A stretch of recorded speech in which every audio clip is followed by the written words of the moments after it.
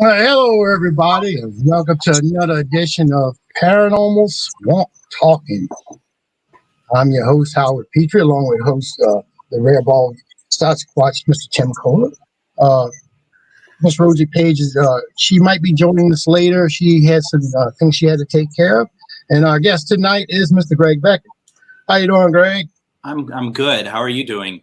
Oh, pretty good, man. It's a long time no see. I know. I just saw Denise Pack in the comments here. Denise, I was hoping Ernie would tune in on Friday on the 13th Dimensions because I have biscuits and gravy for dinner. Isn't it past his bedtime, though, when you're on? I'm not sure. Like 7 p.m. or something, isn't it? Yeah, it's about right.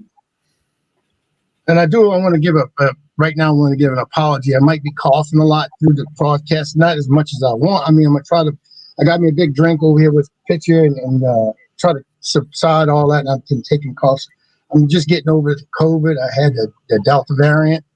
And I've been feverish and everything else. And they wanted to put me in the hospital and on a respirator. And I told them, hell no. That's like a death warrant right there. So they just let me go home. And I got that antibody transfusion.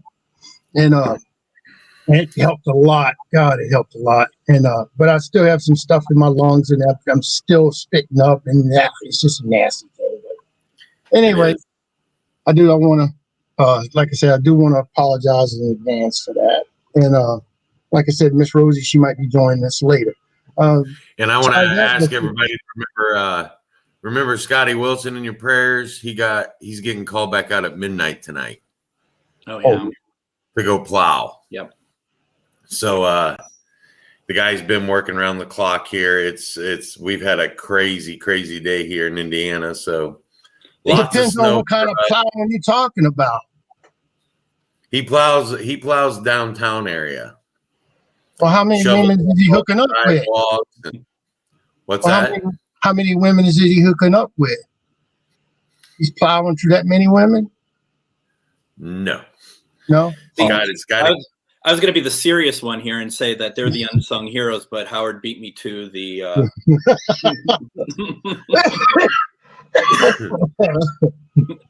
and Ricky, yeah, he does, especially against my leg.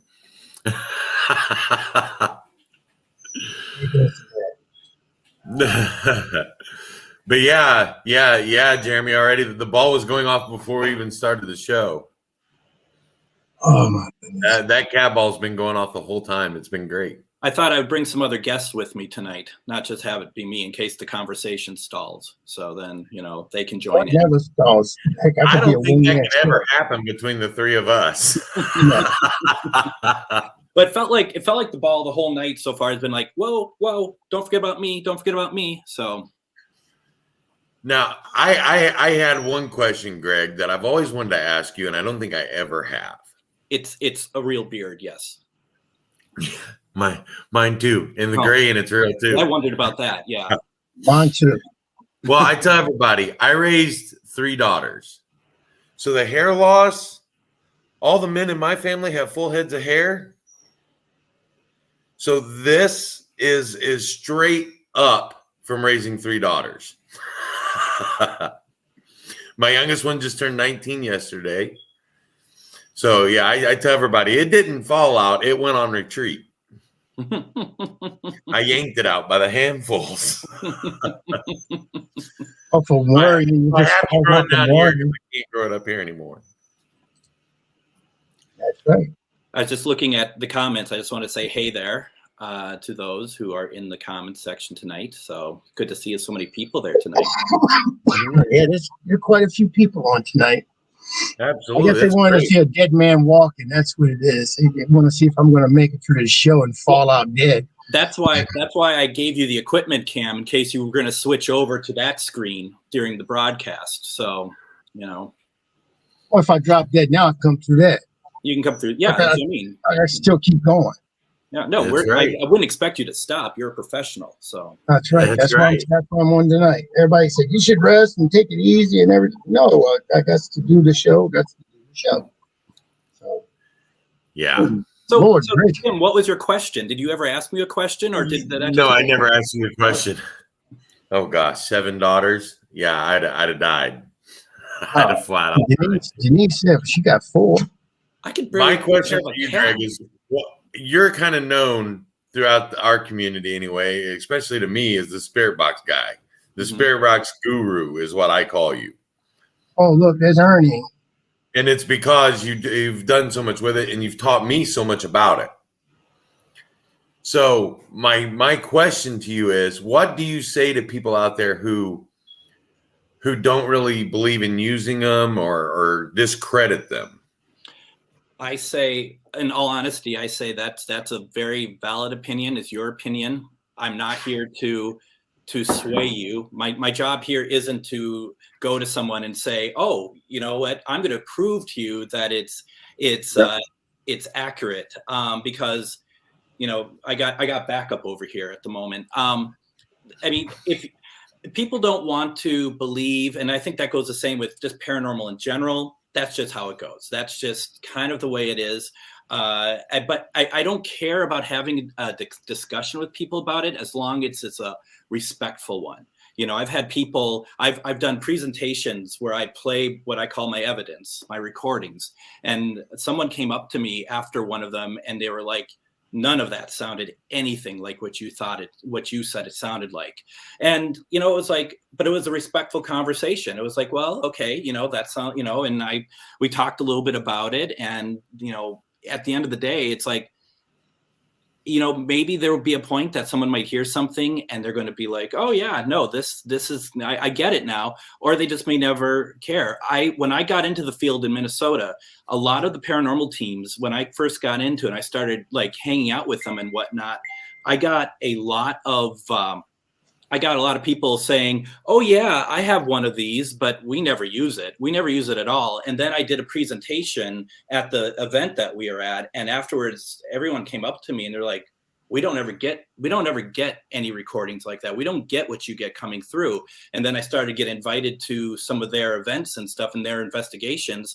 And I was able to show a number of them how to use it. The thing is that people don't always understand, at least with me. It's like, I know this is not the only way to investigate. And a lot of some of the Minnesota teams that I worked with, they always said to me, well, you know what, this isn't the only way to investigate. Trust me, I know that. This is just a tool and I like using it.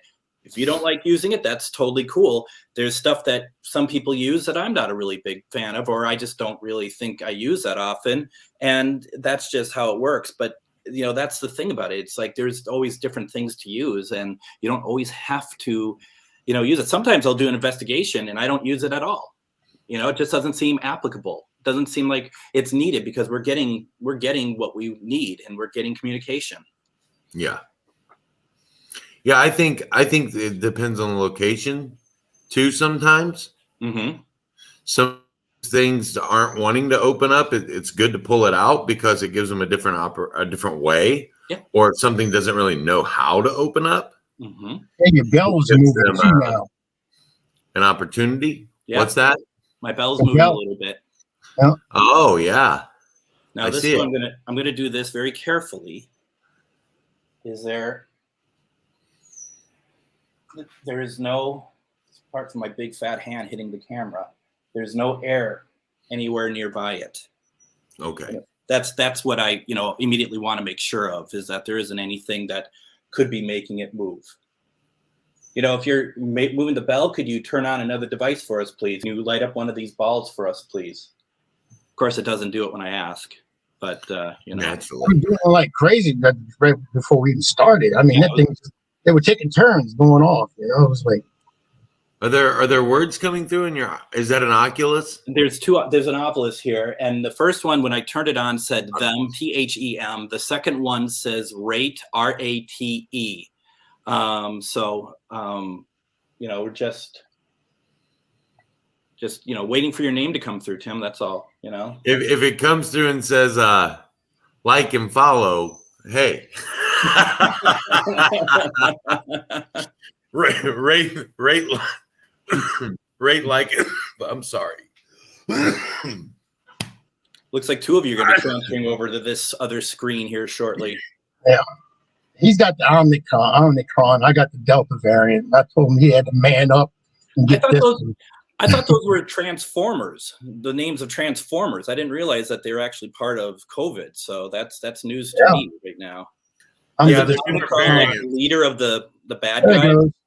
There it's going. There it goes. Those are the only ones laughing at my jokes. You two aren't, and might as well have the ball laugh at my jokes. So.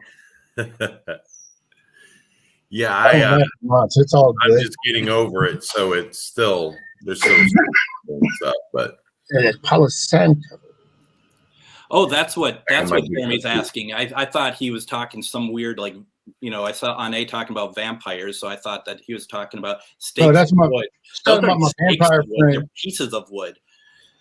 Talking about my voodoo priest / vampire, head vampire in New Orleans, Papazar. It's like they're not sharp. I can't hurt anyone with them. So if a vampire came in, I could only just smoke them out. So or chuck it at him, but it's not gonna do much. You've never seen my aim. I'd miss some. Yeah, I don't think it would be extremely effective. No.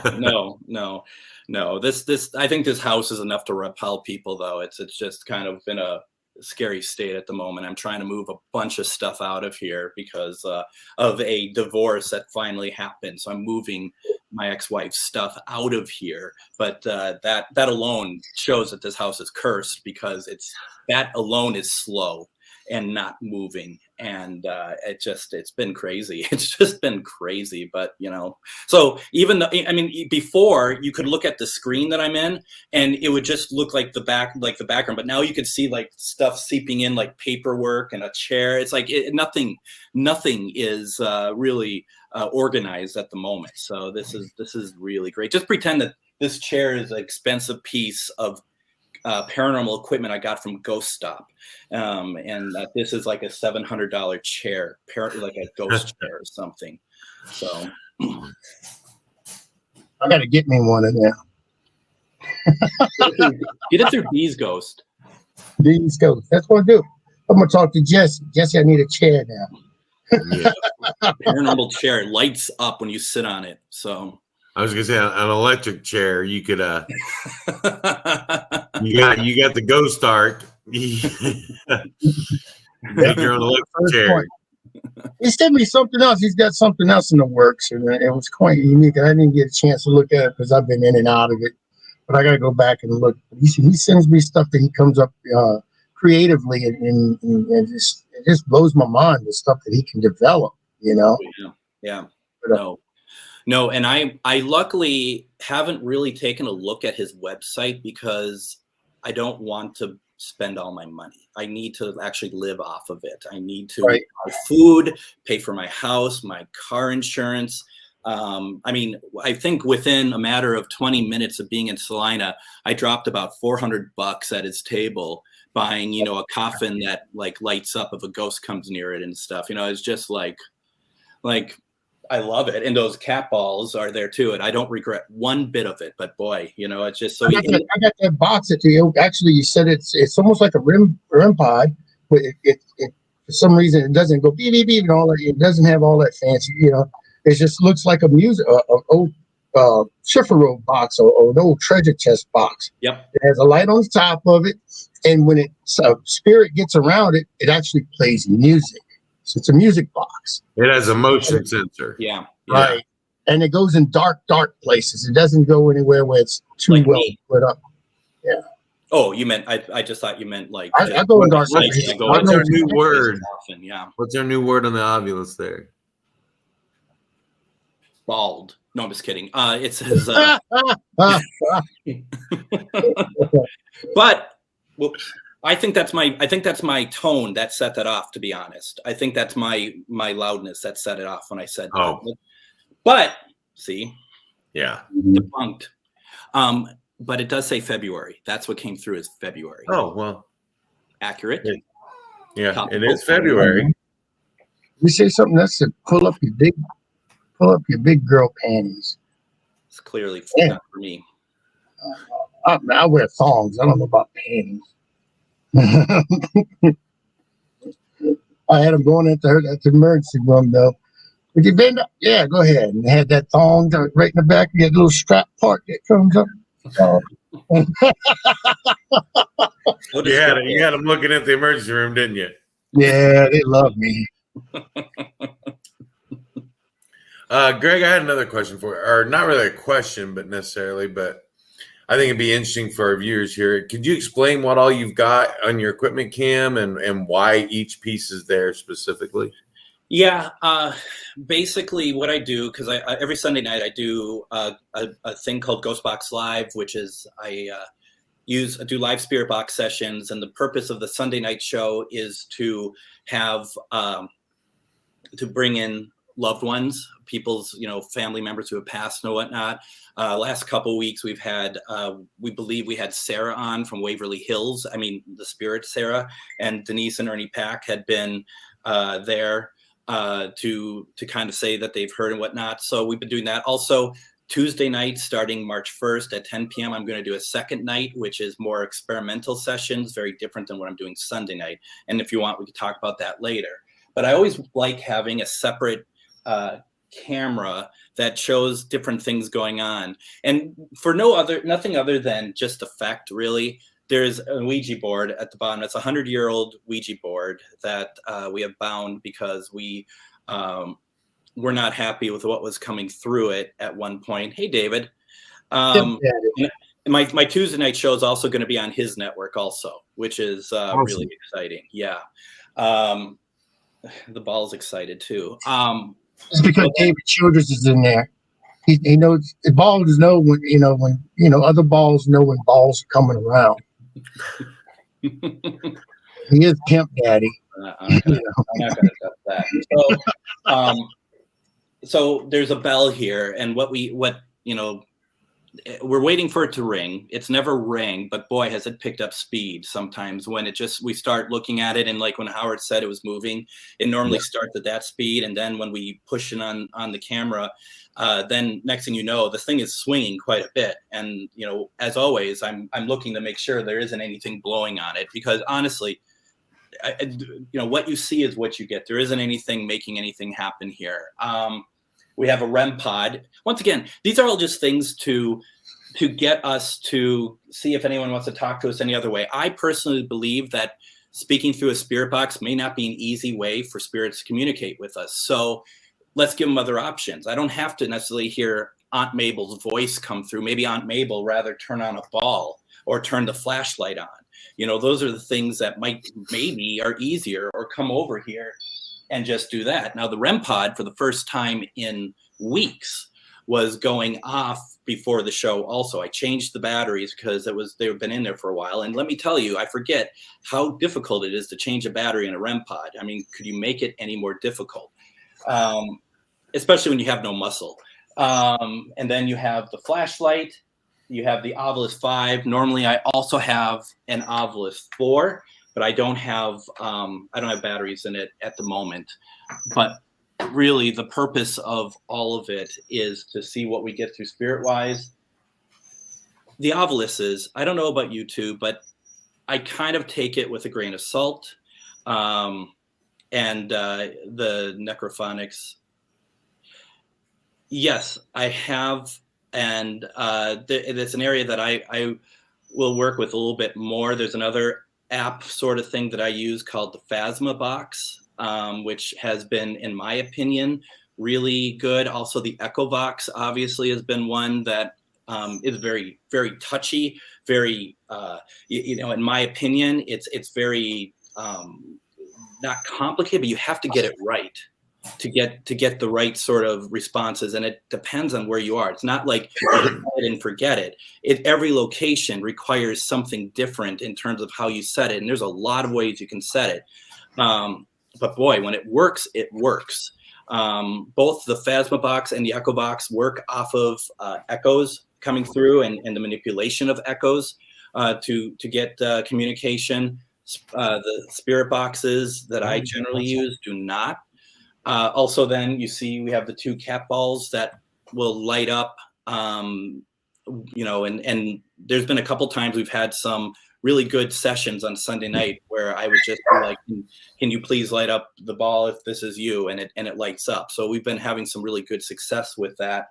And then we just have different stones and stuff all around. I call this over here the. What kind of stones do you have up there? How many what? What kind of stones do you have up there right now? Well, we have this round, shiny one. Yes, they have names, but I I'm not a stone person either, so that's we have crystals and all that stuff. Yeah, I don't know none of that crap. We have. That's me. I mean, it has to be me. I put it down at that point. It's like a little casino, though, wasn't it? That's fun. Yeah, no, it was like I won something. Yeah, right. And in fact, we won nothing. None of us won anything. There's also St. Michael medal in the salt there. Just a little bit of protection. You know, same to Paul Santo. It's been fun to see what comes through. It's been fun to see what happens, and that's.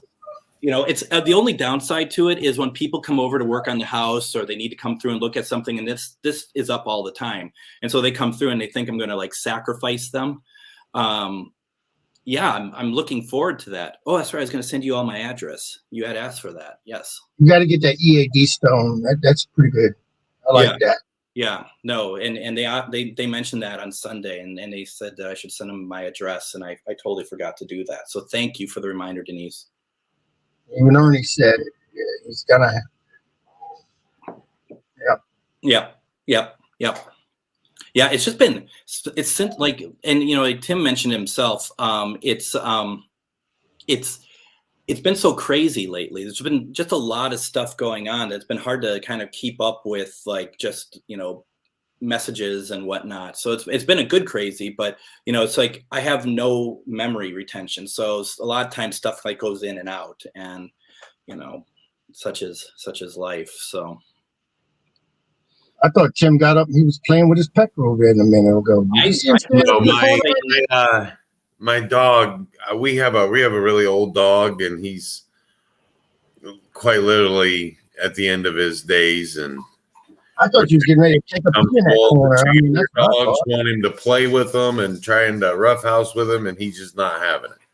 I thought he was playing talk show host, where he was going to be behind his curtain, and then he gets introduced and he comes back out. I mean, he was stooped down, looking downward, and he had his hands in front of him. That looked like a key position to me.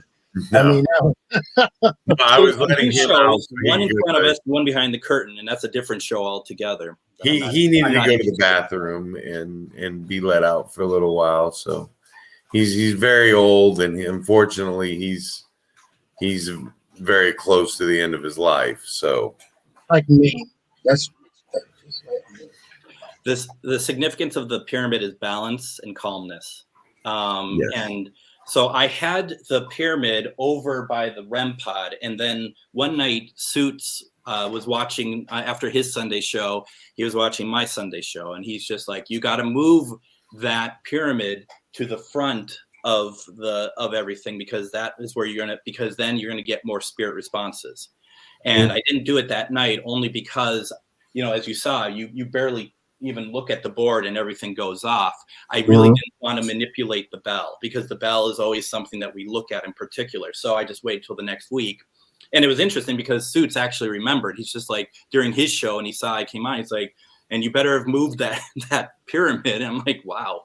Yeah, don't worry. It's moved. It's all moved. So I have another co-host that I think I might be able to introduce you all to if you're interested. Sure. His name is Linus, and if you watch my Sunday show, he makes an appearance every single week, except Sunday, this last Sunday. And it's interesting because we try to do love and light only on the Sunday shows, but and in general, right? But things got a little weird Sunday because what we thought we were getting in. And it's interesting that this little furry jerk, I called you a jerk, didn't show up at all. And I really do believe it's because they can feel the energy and whatnot. Right? Hello? Makes sense to me. You alive?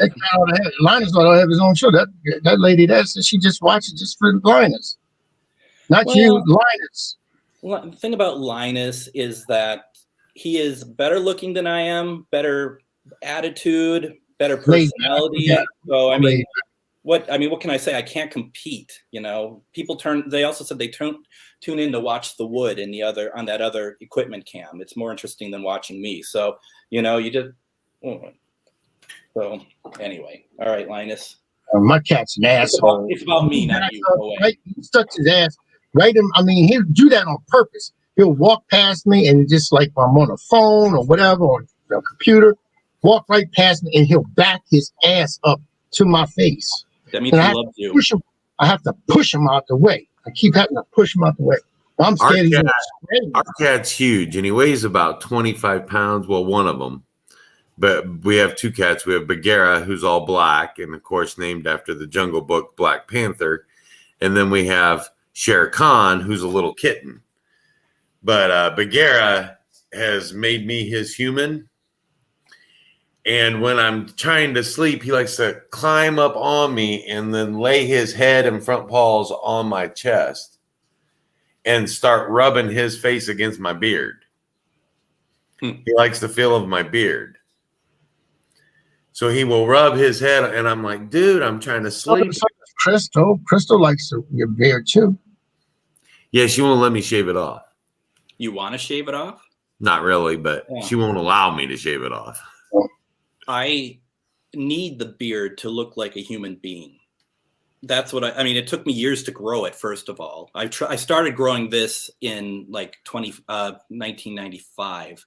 But it's if I take it off, I've seen pictures. I remember me without it. It's not a pretty thing. So, Ane said he rose from the dead. Who rose from the dead?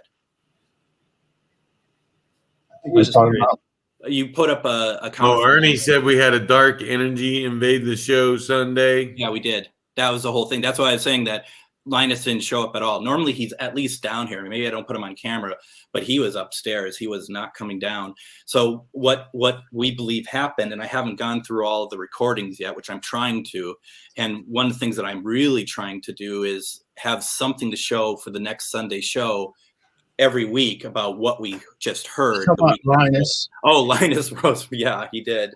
Yeah, well, the thing about Linus, I know I'm switching stories really fast, but on my headboard and I have all the feathers that I have collected. Yeah, he's all thumbs. He's polydactyl, so he has thumbs in his paws. Yeah, I got David Childress in there. He's trying to be funny. He's a funny man. You know what they always say, Howard? You kiss a cat for good luck. It doesn't say where you have to kiss them, and he's just putting, just letting you know it's right there. He's gonna spray me. That's what that's what. Depends on the quality of the kiss, is what I'm thinking. We got ours neutered so that way that doesn't happen. I don't know, like South Park when they had the cat spray in their faces. All them kids were getting stoned from the cat spray. My old cat, my parents' old cat, Tasha, she used to spray my dad whenever he tried to get her out. He just and she's like the door and everything. And that smelled amazing, as you can imagine. We do our best to listen to Bob Barker and and have our pets spayed or neutered. We have no female pets. All of our pets are male. I got females. I got all except 2 dogs are males. The rest are females, 4 of them. And then the cat, he's a male. That's it. Yeah. Everything else is females. So I was just saying on Sunday night when we were trying to reach out to Sarah at Waverly Hills, we believe that the man who killed her, who seems to follow her and maybe tied to her, that energy came through, and it actually affected me. Started affecting the record. That started affecting what was coming through the spirit box. That was the dark energy that they were talking about. Yes, absolutely. Now, Greg, my best spirit box session was at Waverly. Okay. And it was in Sarah's area. Mm-hmm. And I had this man who kept coming through with all these a lot of foul language F it, F this, screw you. I'm not talking to you. And he was talking over anything else that tried to talk. Mm-hmm. And finally I said, are you talking so much and being so rude just to talk over Sarah? And a female voice came through the spirit box and said, yes. Real sassy. Wow. Yes. And that to me was direct response. That was the first time I had the spirit box to me really, really prove that what I was asking was in direct response to me. Those intelligent responses are the best. And so that Sunday before, I ended up, this funny thing about Sunday's show, our toilet overflowed in the middle of the night and our breaker blew.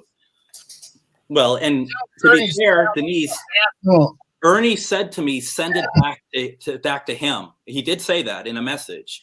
And I did, because he said he knew what to do. And, hopefully he knew how to also clean up that mess. But the thing was also we got something the week before, because I asked in the session to Sarah, I said, you do know that you are loved? And eventually a female voice says, I know. But right after I said that, a male voice came through and said, I do.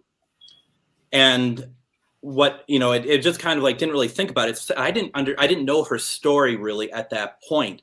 We played it. My friend Shar and I do a paranormal class every Monday. And I played it this past Monday, some of this stuff, because we were going through everything that we captured. And the student said to us, she's like, well, could that I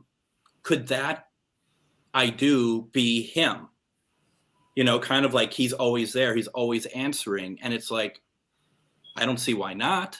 So yeah, that was really interesting. Like even then he's getting, like you said, Tim, he's getting into the responses. He's just making sure that people know that he's there. Like his presence that just is like, yeah, she can answer, but I'm here. And that's kind of frightening to me, actually. Yeah. Yeah, that's very frightening. Yeah, I've been able to. It's been rough. I haven't been smoking as much, but I'm over the Omicron. They said I'm no longer contagious with that. I just have a lingering sinus infection that's been about to kill me. Isn't Omicron the one that transforms into like a VW Beetle or something like that? No. The funny thing is, talking about COVID. Sorry. The funny thing is, Alpha, Beta, Delta. Those are the first letters in the Greek alphabet. Omicron is the middle letter in the Greek alphabet. So, if we start seeing, I'm hoping we start seeing Omega strand, because Omega strand will be the last strand of COVID. Megatron. Yeah, as Don said, Megatron will be the next one. You're looking at a picture of health over here, okay? I mean, look at this, like perfection, right? So, the best part about it was I lost weight. Well, I've lost weight too. I figured it out because I knew I was losing weight, and I kept track. I lost since the beginning of December, I've lost 20 pounds, and I'm very pleased with myself about that. That's great. That is great. David writes, good night, guys. I'm bored with your guest. I will watch tomorrow. Oh, David's cat. Yeah, he's just cranking on you. If you guys would have actually read the comment, he said he didn't say that at all. So. Yeah, I read it. He's a character. I love David. Oh, he's a good guy. Ernie said he always seems to come through when we're communicating with Sarah, and that was definitely true that night for me. Crystal was there, I was there, and Amanda Kinley's son Gage was with us. And I mean, it was just spewing expletives. Mm-hmm. And the only time I caught a female voice was when I said, "Are you talking so much to try to talk over her?" Because at that point, I'm like, this thing's taunting us by saying this stuff. Yep. So I'm going to taunt it. So I started calling him a coward. I was like, the only kind of man that preys on someone weaker than him is a coward. Yep. If you're not willing to fight somebody as big as you, then you're not, or bigger than you, then and you have to prey on people weaker than you, then you're a coward. Well, and So he's also I started saying that kind of stuff to him, and I said, "Are you just trying to talk so she can't talk through this thing to us? Are you trying to talk over her?" And I hear this female voice say, "Yes." Yep. And it had all the sass in the world. I loved it. That's great. You have a recording of it? I believe I do, yes, because we were running our EVP recorder. Y'all get to and get them together and see if it's the same voice. Now, And at the same time, I had the laser grid pen set up and was going throughout the whole wall. mm-hmm. And we, at the same time that we started calling him a coward and stuff, we started seeing the dots moving, like something was blocking out the dots. Nice. So we had all three things happen simultaneously. So for me, it was just a great confirmation. Well, and he's also not very bright because according to Denise's comment, that he tries to bully her, but he clearly hasn't seen how she treats Ernie. So, if he saw that, he would be like, "No, I'm not getting involved with her, man. I don't want that. I don't want any of that." So, no, the reason I called him a coward is because of what he'd done, because of the Sarah story. So right. for me, any man that preys on somebody weaker than him is a coward, Yep. And I would agree. Yeah, it's just who I am. And how I was raised, and it's just my thing. But at any rate, I thought that in that situation, because he was trying to talk over her, maybe if I provoked him a little bit, he might back off. Or maybe if I said, "Hey, look, I'm probably way bigger than you are," he would back off. At the same time, Crystal got scratched.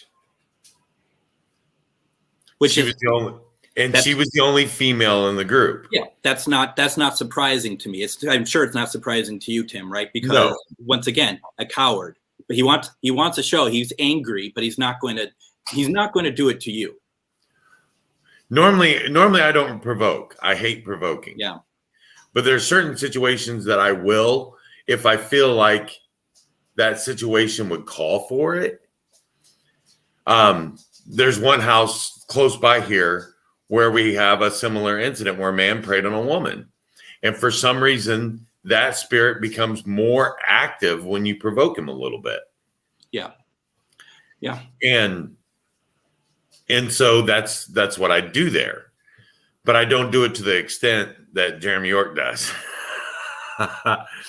Jeremy York, we did a live there once, and Jeremy York went full on gorilla monsoon on this guy.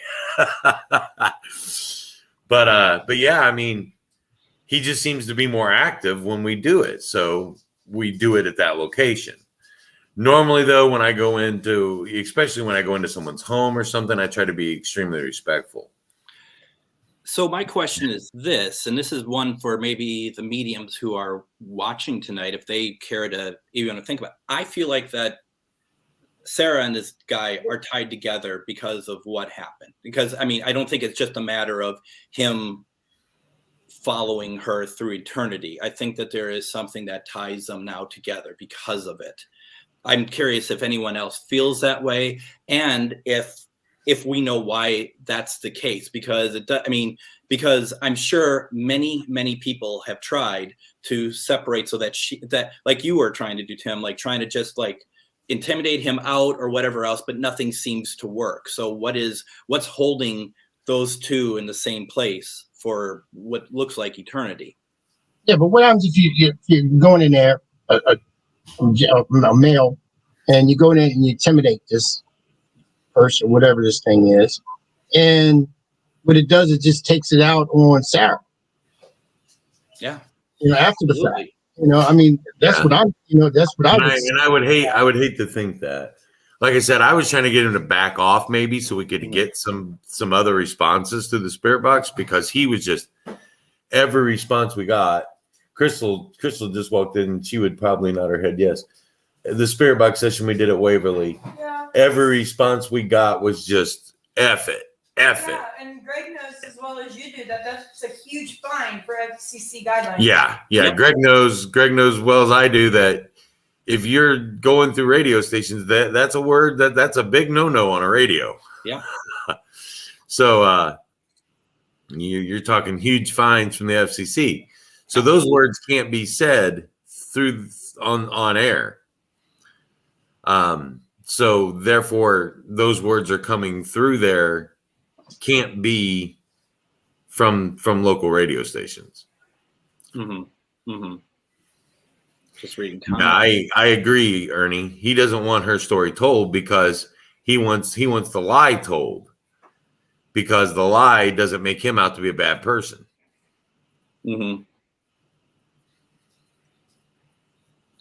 Well, and also kind of changing gears a little bit, I find the same thing. I mean, at millions of locations, such as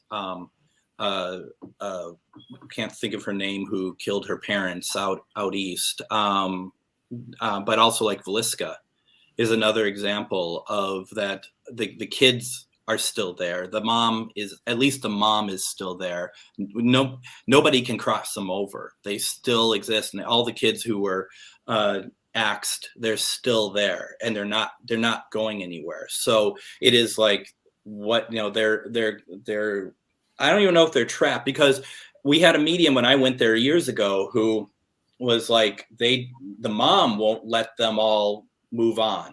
Now, is that true? I don't know, but that's what we heard from the medium. Maybe other people have heard different things. That's the problem, is that these stories generally mutate over time anyway. But one thing's for certain, because I was with people who are like, well, you know what? We're going to cross them over.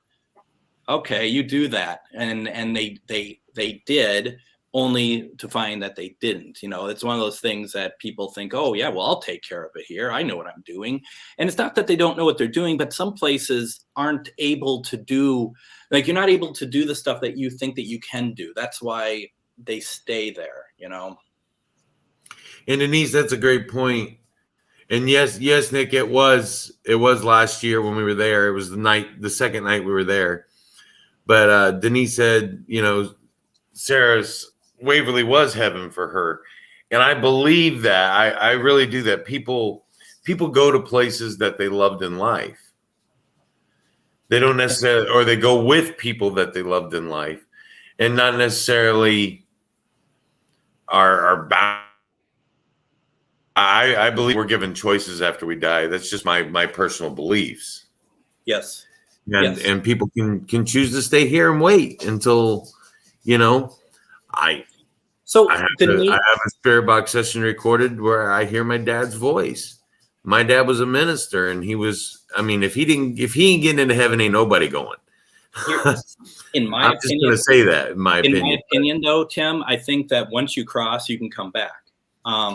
I think so too. I think you can come back and look in on your your people. The ones who don't cross, and once again, this is my opinion, is that they're the ones who feel like either they have unfinished business or they're attached to something. Like, some people love their house so much that someone else moves in and starts ripping around the wallpaper and stuff. And they're like, well, what are you doing to my house? Well, it's not really your house. You've been dead for 10 years,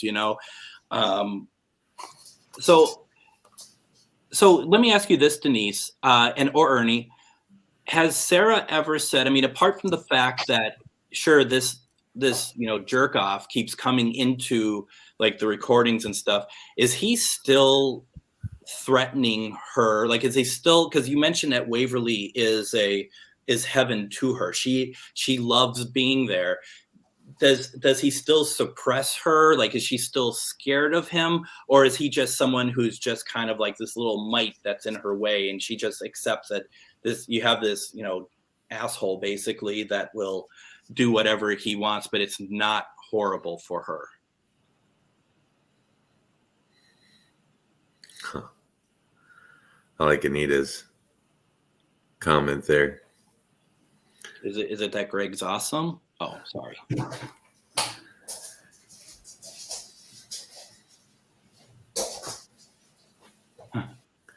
Well, my dad had told my mom that if he went first, he would wait for her.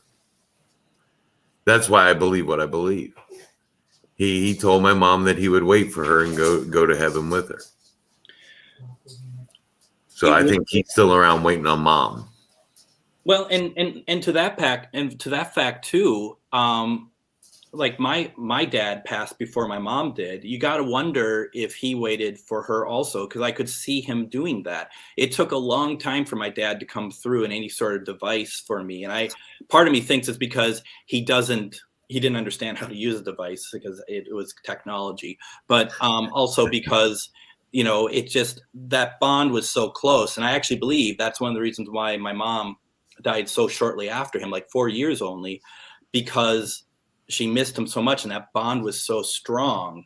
So it would be very interesting if someone like Anne could tap into the energy at some point and be like, oh, what is it that what is that? Because maybe Ernie and Denise know, and I've been reading the comments, but it's because she's still scared of him. And that's sad, because she still feels Waverly is a great place, but it's still it's scary. And Denise, are you saying that this guy killed more than Sarah? That it's almost like, if you're talking about my mom, because we've talked about that before, absolutely, which she hid actually from us. I don't know if my sister, who I know she was watching, I don't know if she got that, but I think mom hid the fact that she was so brokenhearted by dad's sudden passing that it ultimately, like, she stopped caring about life a long time ago, which was, it's very sad, and she kept it from us. My mom's in the same boat. She died. My mom died, and we don't really completely know what she died from. They have, some stuff was going on inside her, but we don't know. There wasn't anything that you could say like, oh, it's cancer, it's this, it's that. We don't really know what it was. And, and it's just, my mom was really good at hiding things from us in the sense of her feelings and whatnot. Very strong. I was just telling someone the other day that she broke her back years and years and years ago and laid on the couch for months instead of going to the doctor, and years later, so a doctor said, did she break her back? We're like, I think so. So, she was, it's sad. It's too bad. We could have helped her. My sister was really good at always being there for her. Yeah. My mom is still living, but she's going through the same thing. She has no will to live because of my dad not being there. Yeah. My dad passed in 2020. But May of 2020. But when he passed, they had been together since the 6th grade. They started dating in the 6th grade. They graduated high school May 31st and got married June 1st. Yeah. Yeah. So, no, it's I'll say this of my parents, so I don't want to put this on your parents, but it's tragically beautiful in some way. It is. Not that that's how it should be. But I remember before my dad passed, he was living in a care home because he was having problems with his back. And the Sunday before he died, which was on a Monday, my mom picked him up and surprised him by bringing him back to their house one more time, where he had lived for the past 40 years or whatever it was. And she let him just enjoy his music and have a day there. Then they went and had a picnic somewhere. And it was just the two of them. And I always look at it this way. It was how it started, was how it ended. Just the two of them. And they had that day. And then the next day he had a fatal heart attack.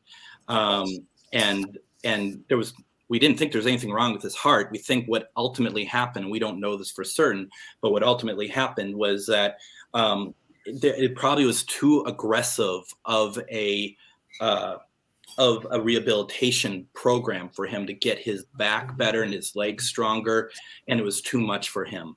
That's what we think. We weren't trying to go after suing anyone or anything, but that's what we thought it was, because the fact that he had died was a massive, massive shock to all of us. We did not expect it whatsoever. And yeah, it was the same. It was the same way with my dad. My dad died in his sleep of a massive heart attack. He literally went to bed and never woke up. I have. So for me, that brought me a lot of peace because I know he didn't have to suffer a whole lot. The thing with my dad is, we went fishing a couple of days before he passed. Yeah. I caught fish left and right. My son caught a couple. My dad didn't catch anything. So I knew something was kind of off. Because he always caught fish. He was really good at it, or my dad was my tattoo for my dad is a fishing boat. More breasts, please. And the line comes off the boat and it says Dad. Oh, that's so sweet. The hook on the nipple. But my dad was he liked to make the joke. It was his idea of a joke, but he liked to make the joke. I'm a fisherman and a fisher of men. He was a pastor. Oh. So he loved to tell that. Anybody that would hear it. But he would go out and fish all the time. And he would just take days in the summertime when my son was off school. And right after he retired, he'd just take a day and take my son and go fishing. I'm stuck at work and my dad and my son are out fishing. Right, Chrissy? You're right. I don't have any tassels. I didn't show that part, Chrissy. Would it Chrissy. be tassels or would it be fishing line hanging? Yeah, fishing line wrapped around. Right. Yeah, and it might fall off. A line and a hook. Hook. That sounds dangerous, but yeah, I'm I glad just got a hook in pierced through it. Yeah. There you go. Yeah. But no, with him, it was, he had that. Then 2 days later, we had Memorial Day, and the whole family was at mom and dad's for a cookout. Mm-hmm. And he was smiling and laughing, having a great time. I cut his hair. I always cut his hair for him. And, he was a high and tight kind of guy. Mm-hmm. He was a high and tight guy. So, just clippers. But I cut his hair for him. He had a great day. And then the next day he passed. That night he passed. So it was one of those things where we found peace with that. Yep. But on the same hand, it was so unexpected and so sudden that it shocked us. I remember going to my mom's at like 2 a.m. after I found out he had passed. I'm thinking to myself when I'm driving over to mom's with the family to console him, I thought by the time I'd get there, maybe the fact that they resuscitated him or something, stupid me didn't realize that he died like at 10 p.m. and it was 2 a.m, just hoping and praying. But almost as soon as that happened, I started to get a certain scent that would come through that I've come to realize that is my father. And it has come through and I bring it up to people and suddenly they smell it also. And it's just something that it just resonated with me immediately. But I'll also tell you something that came through. Like I said, he was at this rehabilitation center and you said your dad passed away peacefully. I have images of him asking for help. And the people at the desk at this rehabilitation center were all just sitting around because it was a night crew and they're just laughing, having a good time, not paying attention as they should be to the calls coming in. Like it could have been avoided. It could have been avoided is what I feel. Now, trust me, I didn't go there and be like, hey, this is my vision. You guys, killed my dad. It was just more for myself. It's like, this is what I felt. And it's always been in the back of my mind. And what also cemented that is we went to a memorial service at this center because they also had a chapel. And part of one of the prayers was, and we do not hold such and such place responsible for the death of our, I'm like, wow, that's really part of the prayer. Are you kidding me? It was just surreal that I'm like, I stopped talking, but it didn't matter. We weren't ever going to go after them, but it's just like the back of our minds were like, we think that it was just not people taking very good care of their patients there. That's the sad part. These places like that, they just don't care. No. They don't get paid enough to care. Mm. That is true also.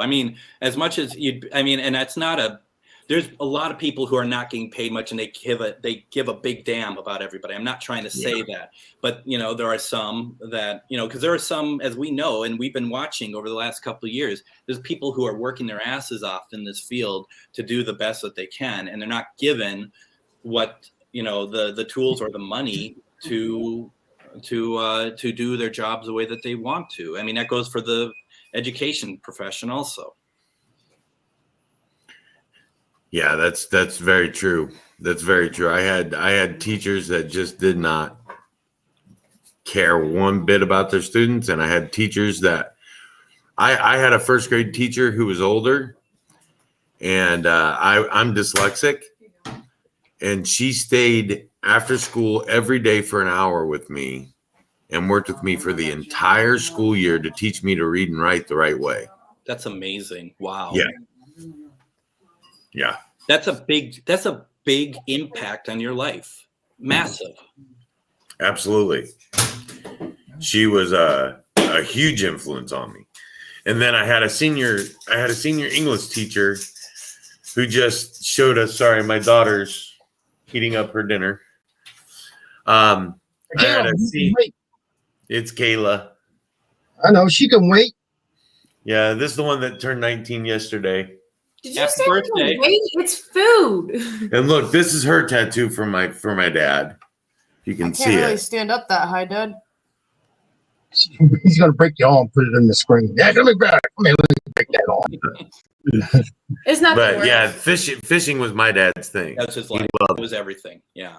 Fishing and woodworking. He loved making toys out of wood for children. Sounds like an amazing person, Tim. Sounds like an absolutely amazing person. There you go. That's from a nurse right there.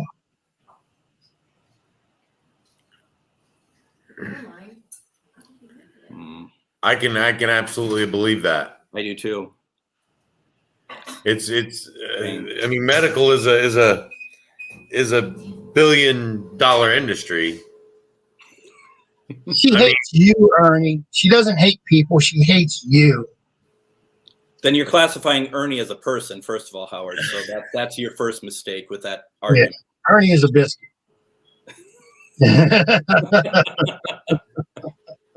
I can tell you firsthand. Well, I'm kind of the 13th dimension conspiracy nut, and one of them that I bought into was, I always say with any good conspiracy, if you follow the money, you'll find the truth. Mm-hmm. If you think back prior to COVID, we had 5 major flus that were going to kill half the world's population. Mm-hmm.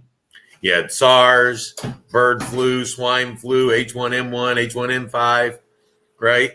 Yep. The only known cure for all 5 of these was Tamiflu. Now, when did those 5 flus take place? During the Bush administration. Yep. Dick Cheney is vice president of the Bush administration, was vice president. Yep. He also owns 50% of the company that makes Tamiflu. I'm just saying. You follow the money, you'll find the stink. So let me ask you this, Tim. Taking medical out of it, what is your favorite conspiracy? My favorite conspiracy is the Bigfoot conspiracy, the West Coast logging industry conspiracy. Okay. Because when the spotted owl was found in upstate Washington, the West Coast logging industry almost went bankrupt overnight. If this creature is said to exist in the Pacific Northwest, the West Coast logging industry would have to stop their logging to protect that animal's rights in that area. That's coming from your wife. Yes, she knows I'm a conspiracy nut. She knows. But that's my favorite conspiracy because you follow the money. It's one that leads directly into the money. I used to dress up as Bigfoot and just walk through the woods just to piss people off. And then I saw a comment that someone was in the woods and they said they saw a fat Bigfoot one weekend and it just crushed me. So I stopped doing it. So see, if I went out and walked barefoot through the woods, everybody would think they found Bigfoot. It'd be like, why does Bigfoot have no hair on his head? That's what they would Yeah, be saying. yeah. That's why I call myself the rare balded Sasquatch. Greg knows I'm fairly tall. I'm 6'3". Yeah. I'm fairly broad-shouldered, big guy. But I wear a size 15 shoe. So I've got really long feet. So everybody would say, "Oh my God, look at the size of these footprints." And I agree with you. I absolutely believe that Bigfoot is real. I've never seen a Bigfoot. I have no proof of it, but I absolutely believe I've seen it. when you have I something was married to it. when you have Yeah. something that dates back to prehistoric times, those people had no reason to say that this existed because they weren't going to get famous for it. They weren't going to get any kind of claim to fame from it. They had profit to gain from saying that it existed, and yet they're still saying it existed. You look at Magellan, right? He was what, 16, late 1600s, mid to late 1600s when he sailed around the world. He reported lights in the sky, odd, strange light anomalies in the sky that were flying, hovering over a ship, and zooming off. Can I just say real fast? He could have been institutionalized for that. To Don's comment, I don't think JFK is a Bigfoot. So hopefully that answers her question. JFK is an interesting conspiracy, but the problem is finding the real money trail from JFK. He wanted to. There's two different ways to really track that down. He was after the mafia. He really wanted to track down the mafia, and he wanted to end the Vietnam War. I believe the CIA hired him. If there's one thing that this country has shown us is it tends to get richer during a wartime. Oh, absolutely, it does. That's the whole point of wars. People make money off of war. Yes, exactly. Now, I had somebody on one of my shows. I actually did not air it, one of my radio shows, because it just was getting a little out there a little bit. And I can explain why I made that decision. But the thing is like the talk about JFK went back to the 1920s banking that had something to do with. I mean, it started there. I also heard like Nick Redfern. Has anyone ever, who Nick Redfern is, right? With UFOs and stuff. He wrote that book recently about Marilyn Monroe and about what she knew, the secret diary and whatnot, and the UFO and the conspiracy of possible aliens was also another reason why a lot of people thought that JFK was knocked off. Because he wanted to be transparent about it. I'm only throwing it out. I don't know what to think. I don't know anything about anything to even have an opinion about that, or even Bigfoot for that matter, because who am I to say something doesn't or does exist? Because all I can do is just enjoy the ride, and maybe someday we'll know one way or the other. I just think there's too many sightings, too many things for it to not exist. Right. And that go back hundreds and thousands of years. So I mean, when you look at something like that, it's like, okay, you take Bigfoot versus Loch Ness. Okay, Loch Ness has like 3-4 sightings a year. Yeah. This Lake Champlain lake monster, right? Same thing, 3, 4, 5 sightings in an entire year. Bigfoot has hundreds of sightings in almost every continent of the world. So does UFOs. What's that, Howard? Every year. So does UFOs. Yeah. I mean, and that's it. So I don't know if you guys know Robert Robinson. He does legend tripping that's what his brand is, and he works with the likes of like Lauren Coleman and Lyle Blackburn and folks like that. And I'm sure this is all something you all know, but I didn't really think about it. We interviewed him for something, and he had mentioned that, you know, he had asked some people why, if there are Sasquatches and stuff, why do we not at least find bodies? And then he had some sort of forest group that had like some dead carcasses and stuff that they found, and he just left it out. And then like a couple days later, it was completely wiped clean. There was nothing there. And he's like, well, what happened to all these? And they said, nature.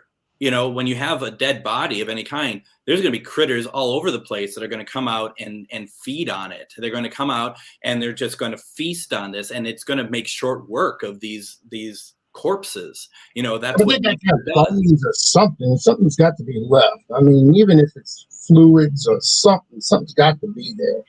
Well, see, I've always wondered if, you know, their bodies, although they say it's the missing link between ape and man or whatever, maybe their bodies are made up of a different composition. Maybe their bones are made up of a different composition, so it decomposes faster. Yeah.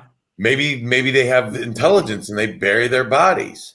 I think it would be sturdier bones because it's such they have a large, you know.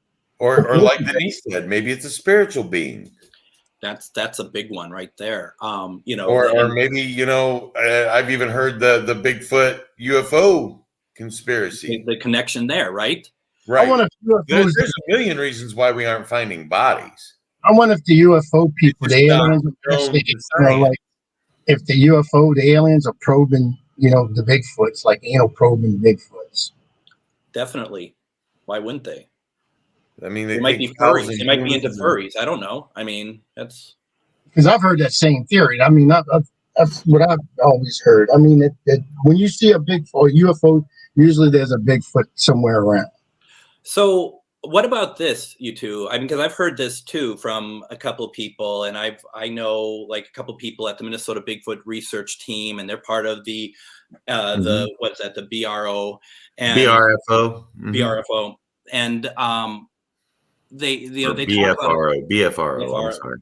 BIRO. I don't know. Bigfoot Research Organization. Bigfoot Research Organization. And they had talked about a couple things. One, when a Bigfoot might feel like they're in danger, that there is a pulse. That's what I was saying, furry fetish.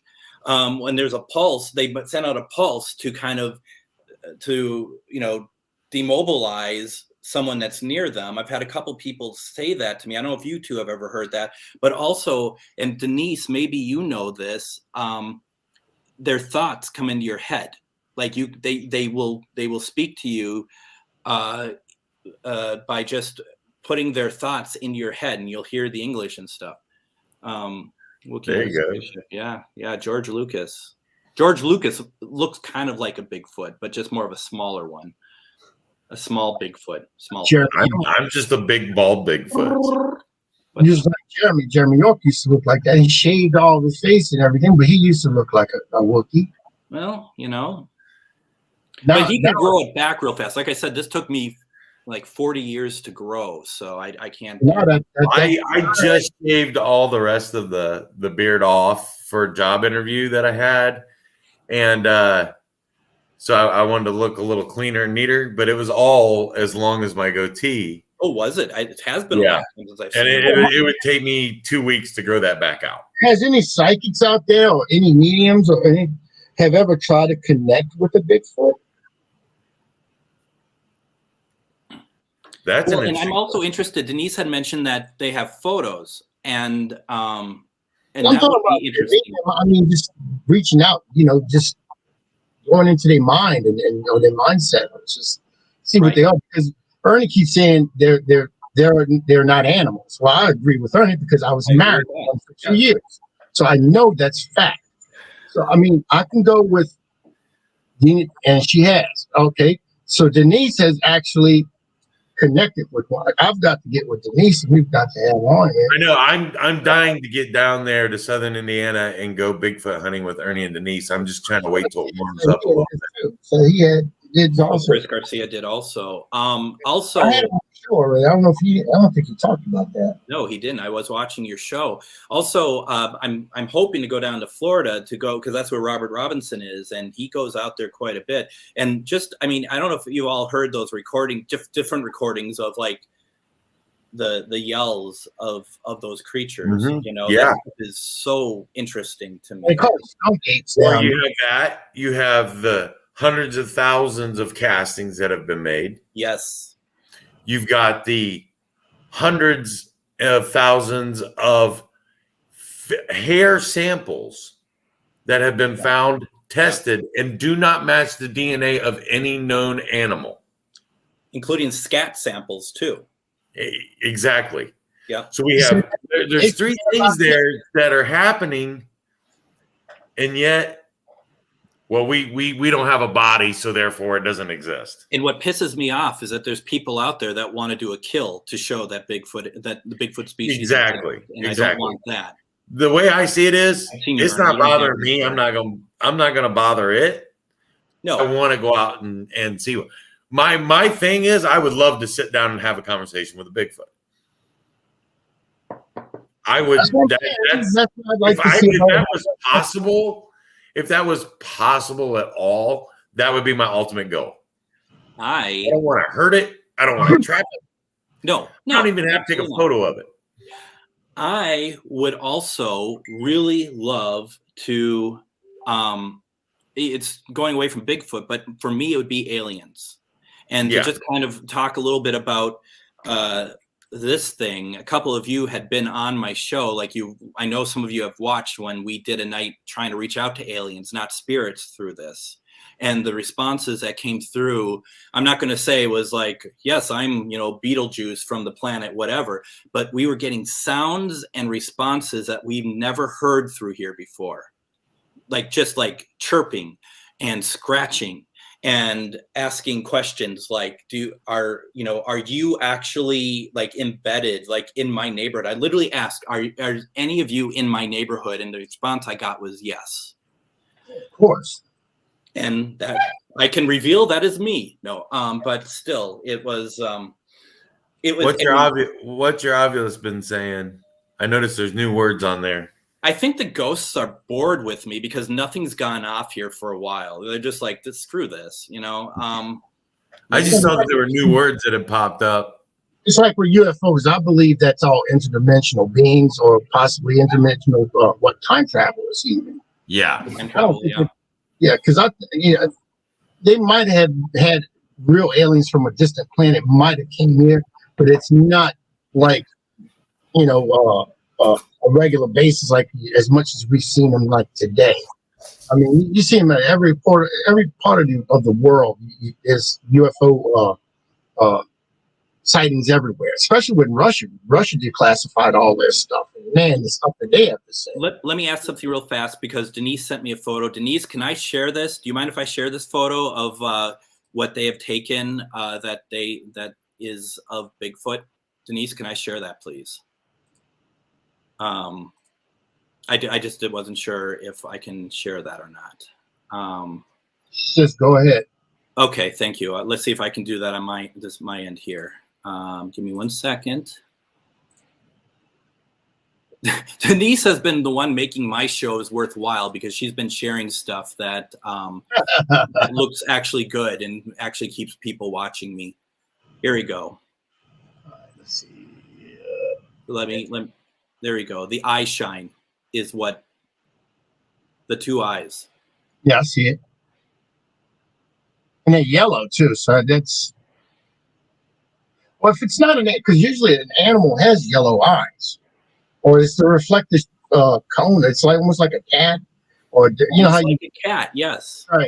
The reflective. Yes, that's interesting, Howard. That's a good point. And if you look around the eyes, you can almost see a shape. You can see a face, almost a face shape. Howard, are you able to get rid of us and make the picture bigger by chance? Yeah. Let's see. Is it going to be me? Oh yeah, that's a scary animal. No, that's scary shit right there. Let's see. There you go. You can almost make out the outline of a shape, Yeah. of a head shape. So my next question for Denise is, what do you do to get these photos? Oh wow. You weren't actually supposed to cut back until I was done pouring my drink. I'm sorry. No, that's okay. What? No, I'm done now. What do you do to get these photos? Because Denise and Ernie sent us photos on Sunday of Sarah and her murder, which were chilling to the bone. I mean, I'm thinking the reason why these pictures are coming through is because of Denise. Denise, would I be wrong saying? It's about 12 to 14 feet tall. Christ. That's big. That's almost big as you, Tim. That's big. That's bigger than Almost. me. That's bigger than me. I can tell you with my arm all the way extended, I can touch 8.5 feet. By about 3 inches, maybe, right? Oh no. That's more than double my height. I'm 6'3". So He said they talked to her. yeah. They talk. She said they asked them if they can photograph them, and Ernie said that was self-illuminated, not a reflection. Wow. So let me ask that's you this. more interesting to me than the. Exactly. So Ernie, are you saying that you saw this as well as not only through the picture, but you saw it live? You saw the eyes light up just being there. Is that what I'm understanding then?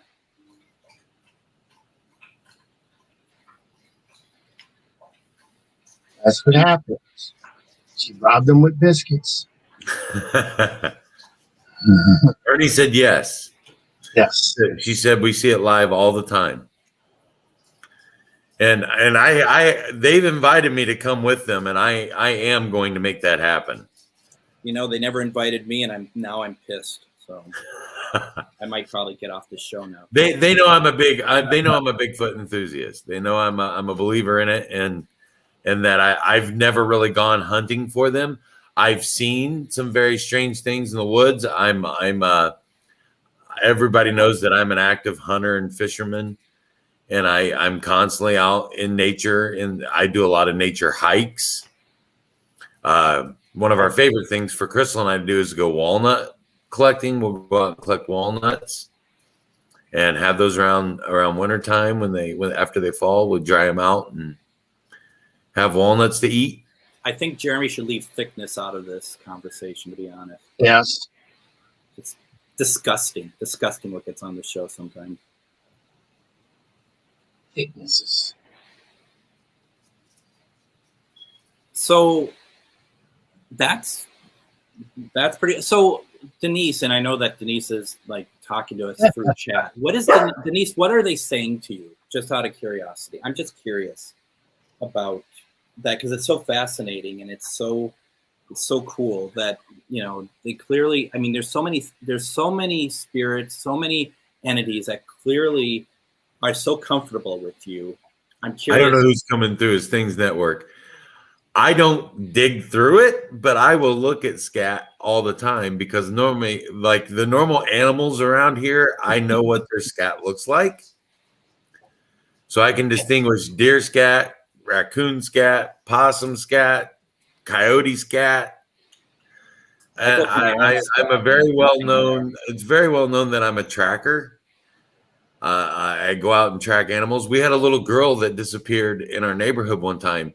She woke up before her parents did. They didn't lock the front door. A 4-year-old girl, barefoot in the snow, and she just took off. And I helped them find her by tracking her footprints through the snow where she went. So that's just one of the things I'm good at.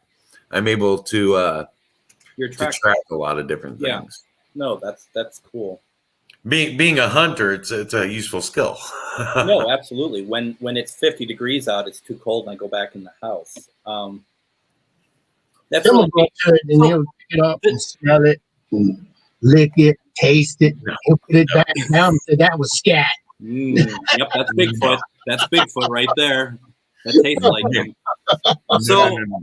So here's the interesting thing. I would love to be on an expedition, Tim, with you, Denise, and Ernie, because with Denise's abilities to and relationship, like I said before, clearly they can see her kindness, they can see her pureness, and your tracking skills. I think that would be pretty amazing. Yeah, I think it would be a lot of fun. I can't wait to get down there and go with them. Like I said, if they are in an area where there's one known, there's a lot of woods around my area, but it's very well explored. We have my area is known for hunters, especially my county. Last year, 2 years ago, the second largest buck in history was killed in my county. Oh, wow. Cabela's paid the man and had a full mount done, and they displayed it at the Cabela headquarters. Now, let's just be clear about one thing. If I look on Facebook and there are pictures of the three of you having this and you didn't invite me, you will all get a hex. Okay? Hey, throw it out there right now.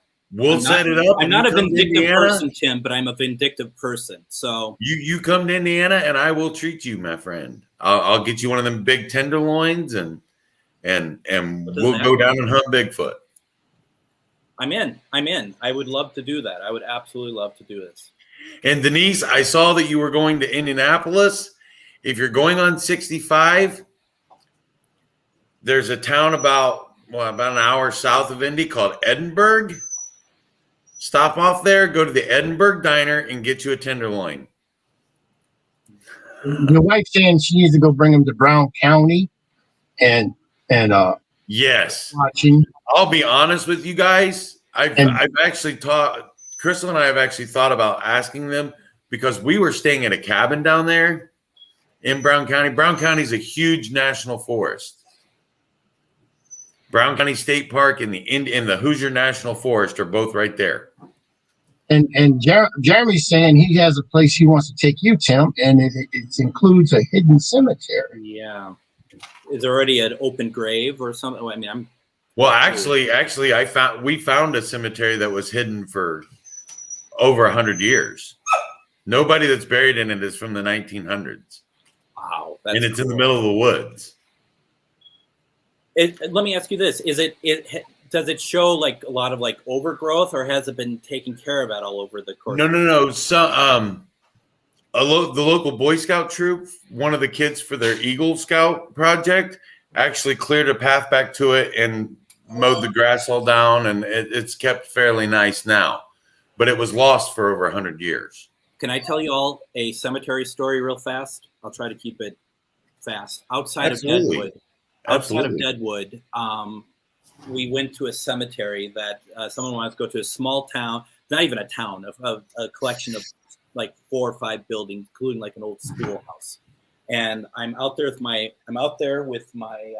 K2, and I'm, how you do sometimes where you're asking spirit question and like light up if this is the right answer. So I'm out in the cemetery. There's no electricity, so it's not.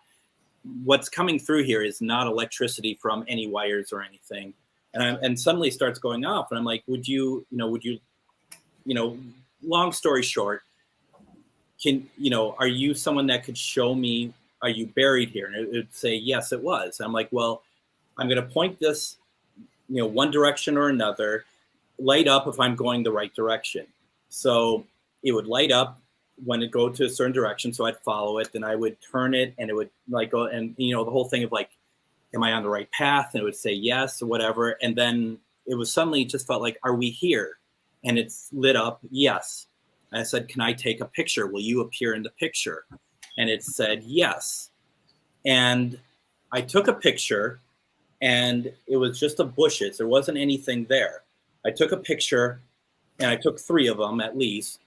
And I get back into the car, we're driving away, and I'm like, oh, I can't wait to look at this. And I look at the pictures, and there's nothing there. And I'm like, oh, okay. Because it said it would let me take a picture. I'm like, okay, well, that's how it works. And then I looked, and I'm like, there's something under the bush. And I take my phone, and I make it bigger, and I look, and under the bush, there is a cemetery marker. Someone's grave is there. Yeah. And they had been probably forgotten because during my questioning, I found out that they were a Union soldier during the Civil War, and I didn't see the grave when I was there. I didn't notice it. It was only when I looked at the picture and I magnified it, I saw that there is a grave there that has probably been unseen for years. I wouldn't say how many. I don't want to put a number to it because who knows. But it was like, yeah, you gave me the picture. You showed it to me. And that was pretty incredible to me. Yeah, absolutely. You know, Gary, I've never tried that line of questioning. We have a place not far from here that claims to have an unmarked cemetery. Mm-hmm. Next time I'm there, I'm going to try that. I think that would be an interesting way to communicate. I didn't really have anyone with me. I just was asking, you know, they're all doing their own thing in the cemetery. I just asked the questions and it just led me to where I needed to go. In Deadwood, not this trip, the last trip, we were in the Bullock Hotel. And the Bullock is, you know, Seth Bullock, who everyone thinks is the savior of Deadwood. But we don't see it that way, us and the investigators who went out there, because we see that he actually held the town with an iron grip. And every time we go out there, he's not what we think he is. And we just set up a poker table. And what we would do is we'd have a bunch of K2s around and a bunch of cards, and we played poker with spirits. Literally, I had the cards, and I'd be like, light up the K2 if you want another card, you know, and it literally would do that. We played poker, and we have it on video, we have it audio.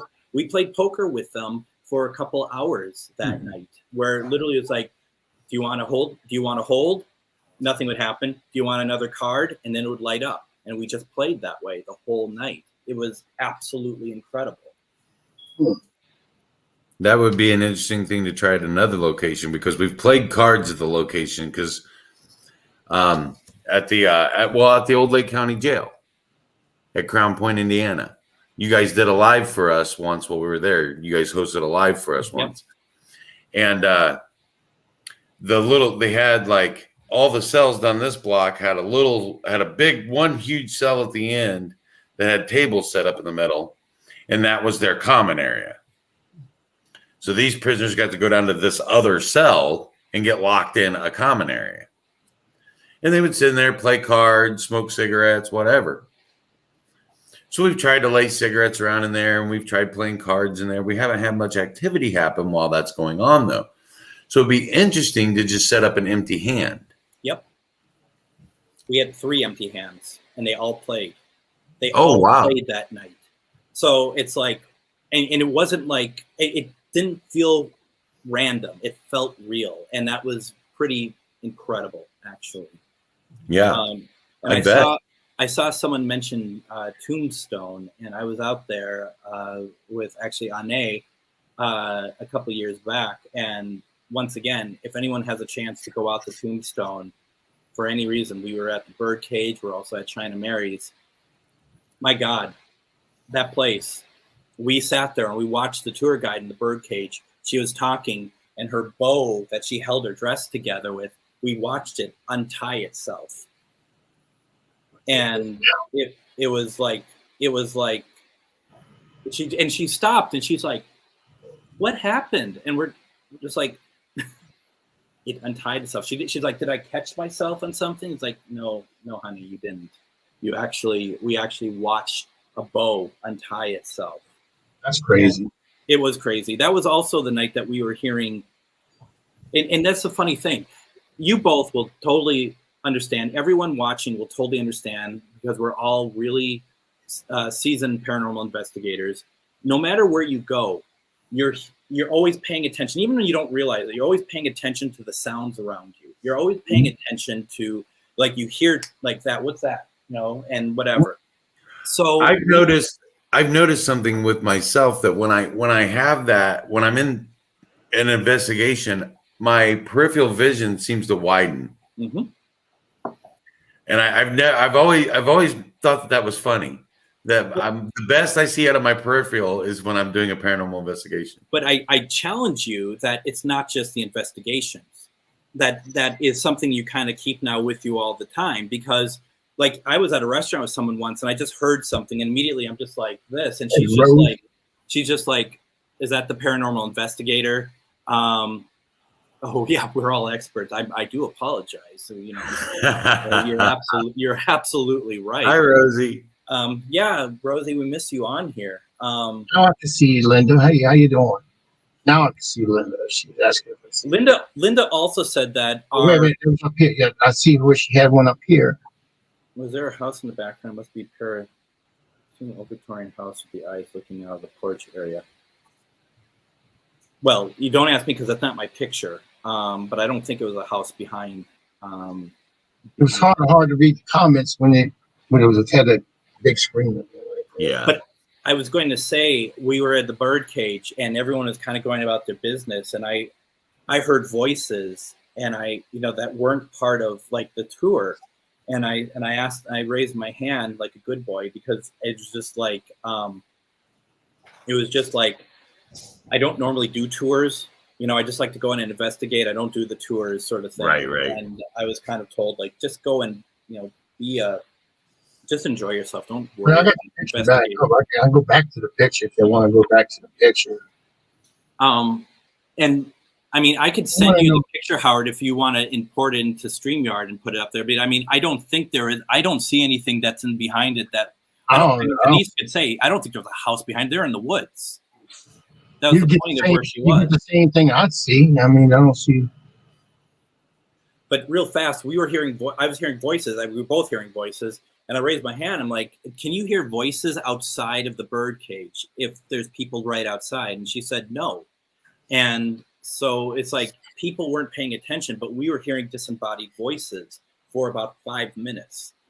And it's really interesting. Like, what is that? Is that residual energy, or is that new conversations happening about us or about seeing us or something? And that's what we live for, and they're only being ignored by everybody, sadly. Rosie wants to know if that was night vision. That'd be interesting. That's a good question. It doesn't look like night vision to me, because if it was night vision, I think more would be exposed, right? It'd be either red or green. It depends on how far back it is. That's true too, and what the depth of the night vision. Because you can see that the trees closer to it are very well shot. The trees further back are a little blurrier, and the eyes are even further back into the woods. Yeah, Ernie, you have a lot to answer for. Sorry, Ernie. Yeah, Ernie, what's going on here, Ernie? No, it almost looks like, and Ernie, don't get excited about this, but it looks like almost 2 packs of butter.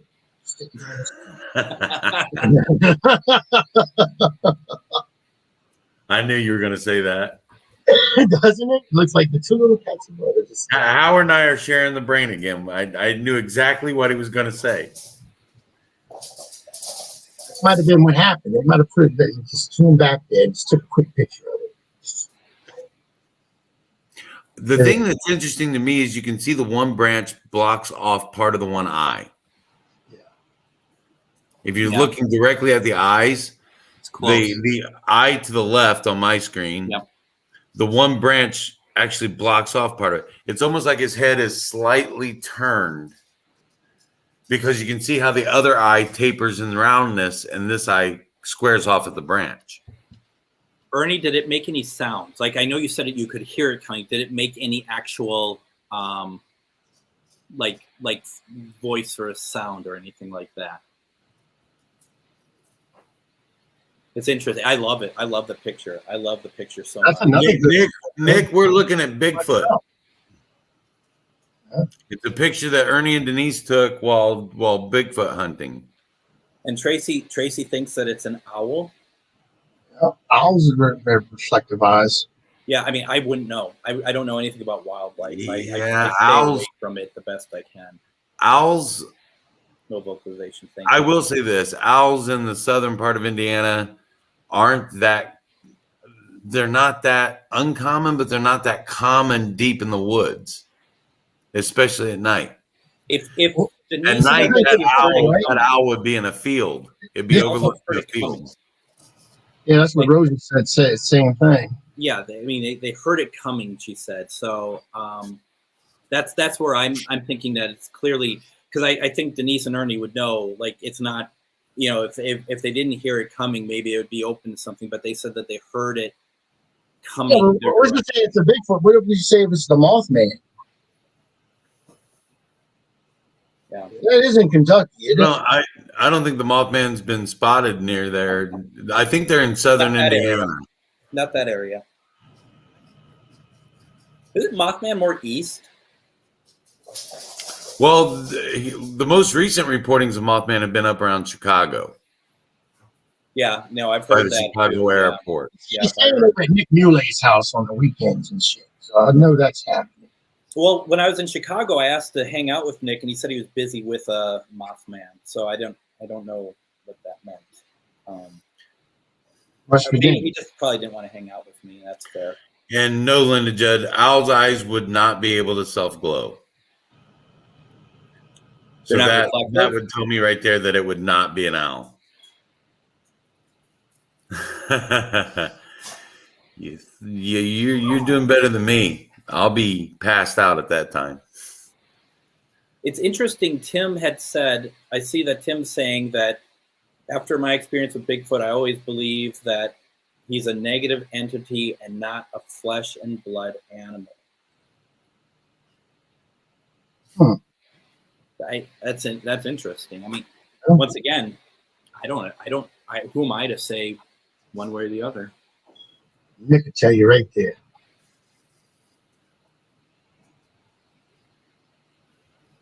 That makes sense. Yeah, that would make more sense, Nick. Yeah, because he sleeps over at Nick's house on the weekends. I'm telling you, Mothman crashes there, and then he does his shit during Monday through Friday. Ernie, that's why everybody hesitates to post evidence. I invited Nick and Mothman to Pequods, and neither of them showed up. But Ane has had an experience that could have been a Bigfoot. Her and her mom. That's for her to tell, but I know that for a fact, which is a very interesting story. And Robert Robinson, who I'd mentioned earlier, he certainly, after what she had said in her story, and he's somebody who's done it for 100 years, who's easily be like, no, that's this, that's that. He's just like, yeah, that very well could be something interesting. I asked hey, don't turn this against me. I'm trying to, you know what? This is becoming a horrible show. You know what? I don't need this. Rosie knows. See that? I think that they might have been. She might be moved up that way. I don't know. That's why I started laughing. Yeah, yeah. The truth is, just like with the paranormal, there is no expert. In my opinion, no, we're all trying to find these unexplained things, and the truth is, there is no explanation for it. We're doing our best, but there's no explanation for it yet. My favorite, and I know that orbs is something that's hotly contested. Whoop, there goes the ball. Oh, there we go. Okay, let's get this back down and maybe see something like me. Maybe that's going on the table.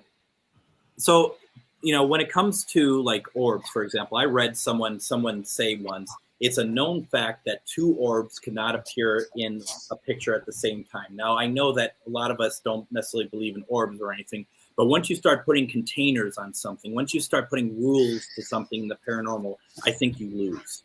I don't want to hear you anymore, because I come from the school of thought that I think anything is possible. And I'm not going to put a container on something. I'll be honest with you, Greg. For years, I was that guy that put limitations on. How do I turn this shit off? Let me get out of here. No, go ahead. But the truth is, for years, I was that guy. Psychics. I didn't believe in it. I didn't believe in anything. And the more I have opened myself up, and the more I have said, okay, I'm not going to do this anymore, the better evidence I've gotten. Absolutely. And I'll take it a step in the same direction of, I don't I would prefer to always investigate with a medium, because the validation side of it alone is absolutely just so amazing. And I say that on both sides, because mediums also love to hear maybe the equipment validate what they're hearing, and vice versa. And there is something that is so much fun, that when you can collaborate together and come to a same sort of, maybe piece the story together a little bit better, because those individuals make the whole thing stronger. Ane, I'm sorry. I grew up listening to D.L. Moore sing that song on TV, and I just thought it was a big sham. It's the truth. But as I got to know people, and as I got readings from people, I've completely changed my mind about it. But here's the thing. Here's the thing that I find interesting, Tim, is that you didn't have to say any of that, but you did. And therefore, in my mind, it's like I'm always enjoy people who are just able to be like, yeah, I was this way, but now I'm this way. That we grow as investigators, we grow as people, and that you live and you learn. That's exactly it. And I could spend the next 4 hours talking about different ways I've thought about stuff, and I've changed my way of thinking. You might have been this way, but now you're this way. And if you didn't say that to me, Tim, I would have never known. I would have never known, because you come across as somebody who is so, that you're so enlightened, that you're so open to everything, which is really, with your character, actually. Crystal started to explore chakras. Well, her name is Crystal. I was kind of hokey, kind of hesitant with that. I went out and did a chakra meditation with her in this beautiful nature spot. It's called Hanging Rock. There's not really any hills or mountains in Indiana in the part that we live in, but there's this big, huge rock outcrop where you can actually see different layers going up it from the bottom of prehistoric time. And it's been scientifically explored and all that. But as I sat up on the top of this rock, overlooking this river and overlooking all these farm fields and forest trees and stuff, we did a chakra meditation up there. And I have, in 20 years of marriage, I've never been more at peace. Never. Than her and I doing that together. And I took it seriously. I didn't want to cheat myself or cheat it. Now it's something I believe in wholeheartedly. So, it's one of those things where I'm kind of that guy that has to be proven wrong. But on the same hand, I've learned to open myself up to new experiences in life and enjoy them and enjoy the benefits from them more than not, more than close myself off and just instantly deny it. Do you ever call in energy, Tim? Do you ever just say, call in your archangels and say that this is, I need healing, I need this, I need that? Have you ever done that? I have a few times. I would say more, I pray a lot. Yeah, same thing. I was raised in a Christian home. Like I said, my father was a minister. Yeah. So I pray a lot, and I've studied the Bible quite a bit. Yeah. I believe you don't have to be. I've also studied. The Jewish faith. I've studied Muslim faith. I've studied Buddhism. I've studied Hinduism. So I've learned a lot of different perspectives from different areas of the world, because I didn't want to say I'm right just because I was born here, and just because I was taught this way. I take I've never made my own thing. I take offense to that. I just don't feel good right now. That's why this is sounding like a regular paranormal discussion. Now, I do take offense to that. Wait till next week, and then we'll be back to normal. I bring balance to the force with this show. See, I bring spirit with me. Yeah. So also, Moni had said about asking about sense, and I know that Rosie had answered. And may I just say from personal experience, If I'm not mistaken, and someone correct me if I'm wrong, because I always get my clairs mixed up. I believe I'm clairaudience, which I believe is sense. That's my gift. That's something that I always pick up on in investigations, are the sense of things. Like I said earlier, my dad immediately, as I left my parents' house after he passed and went to my work to get my computer and stuff because I wasn't going to be there for a while, I got a scent from him. And I'll go to places and I always pick up stuff. The smell of lavender had been with me for about 2 weeks, a calming sense, because I was going through some stuff. So, I personally believe that, yet absolutely you're picking up sense of spirit, depending on what it is and what they want you to pick up on, I think. Now, I will say this. I've had one paranormal scent thing happen to me and I had other investigators with me that were able to validate it. We were at Crown Point Jail for the very first time ever. And they were talking Tim, about, where were you? Where were you, Tim? At the Old Lake County Jail in Crown Point. Got it. There's a heavy door that goes between the kitchen area and the hallway. And that door was shut that night that we were there. And it was my first time there. And someone had said, yeah, on the other side of that door is a kitchen. And I went over there and I could smell food. You could smell food coming right by the door.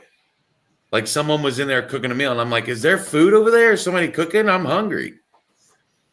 And they're like, no, there's no food over there. And I'm like, come here, you can smell food. And I believe it was it Tim Cummer that was with us?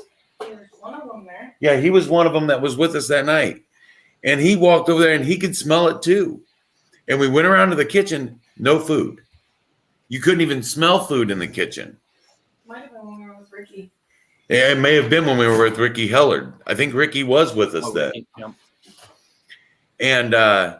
And you could smell food right by that door, but straight in front of it is a bathroom. And then I believe, and then on the other side of that wall is the kitchen. But we walked around and went into the kitchen, and there's no food, and it doesn't smell like food. But right by that door, it smelled like food, which we were talking about. Supposedly a spirit of a Hispanic man who used to be the cook there.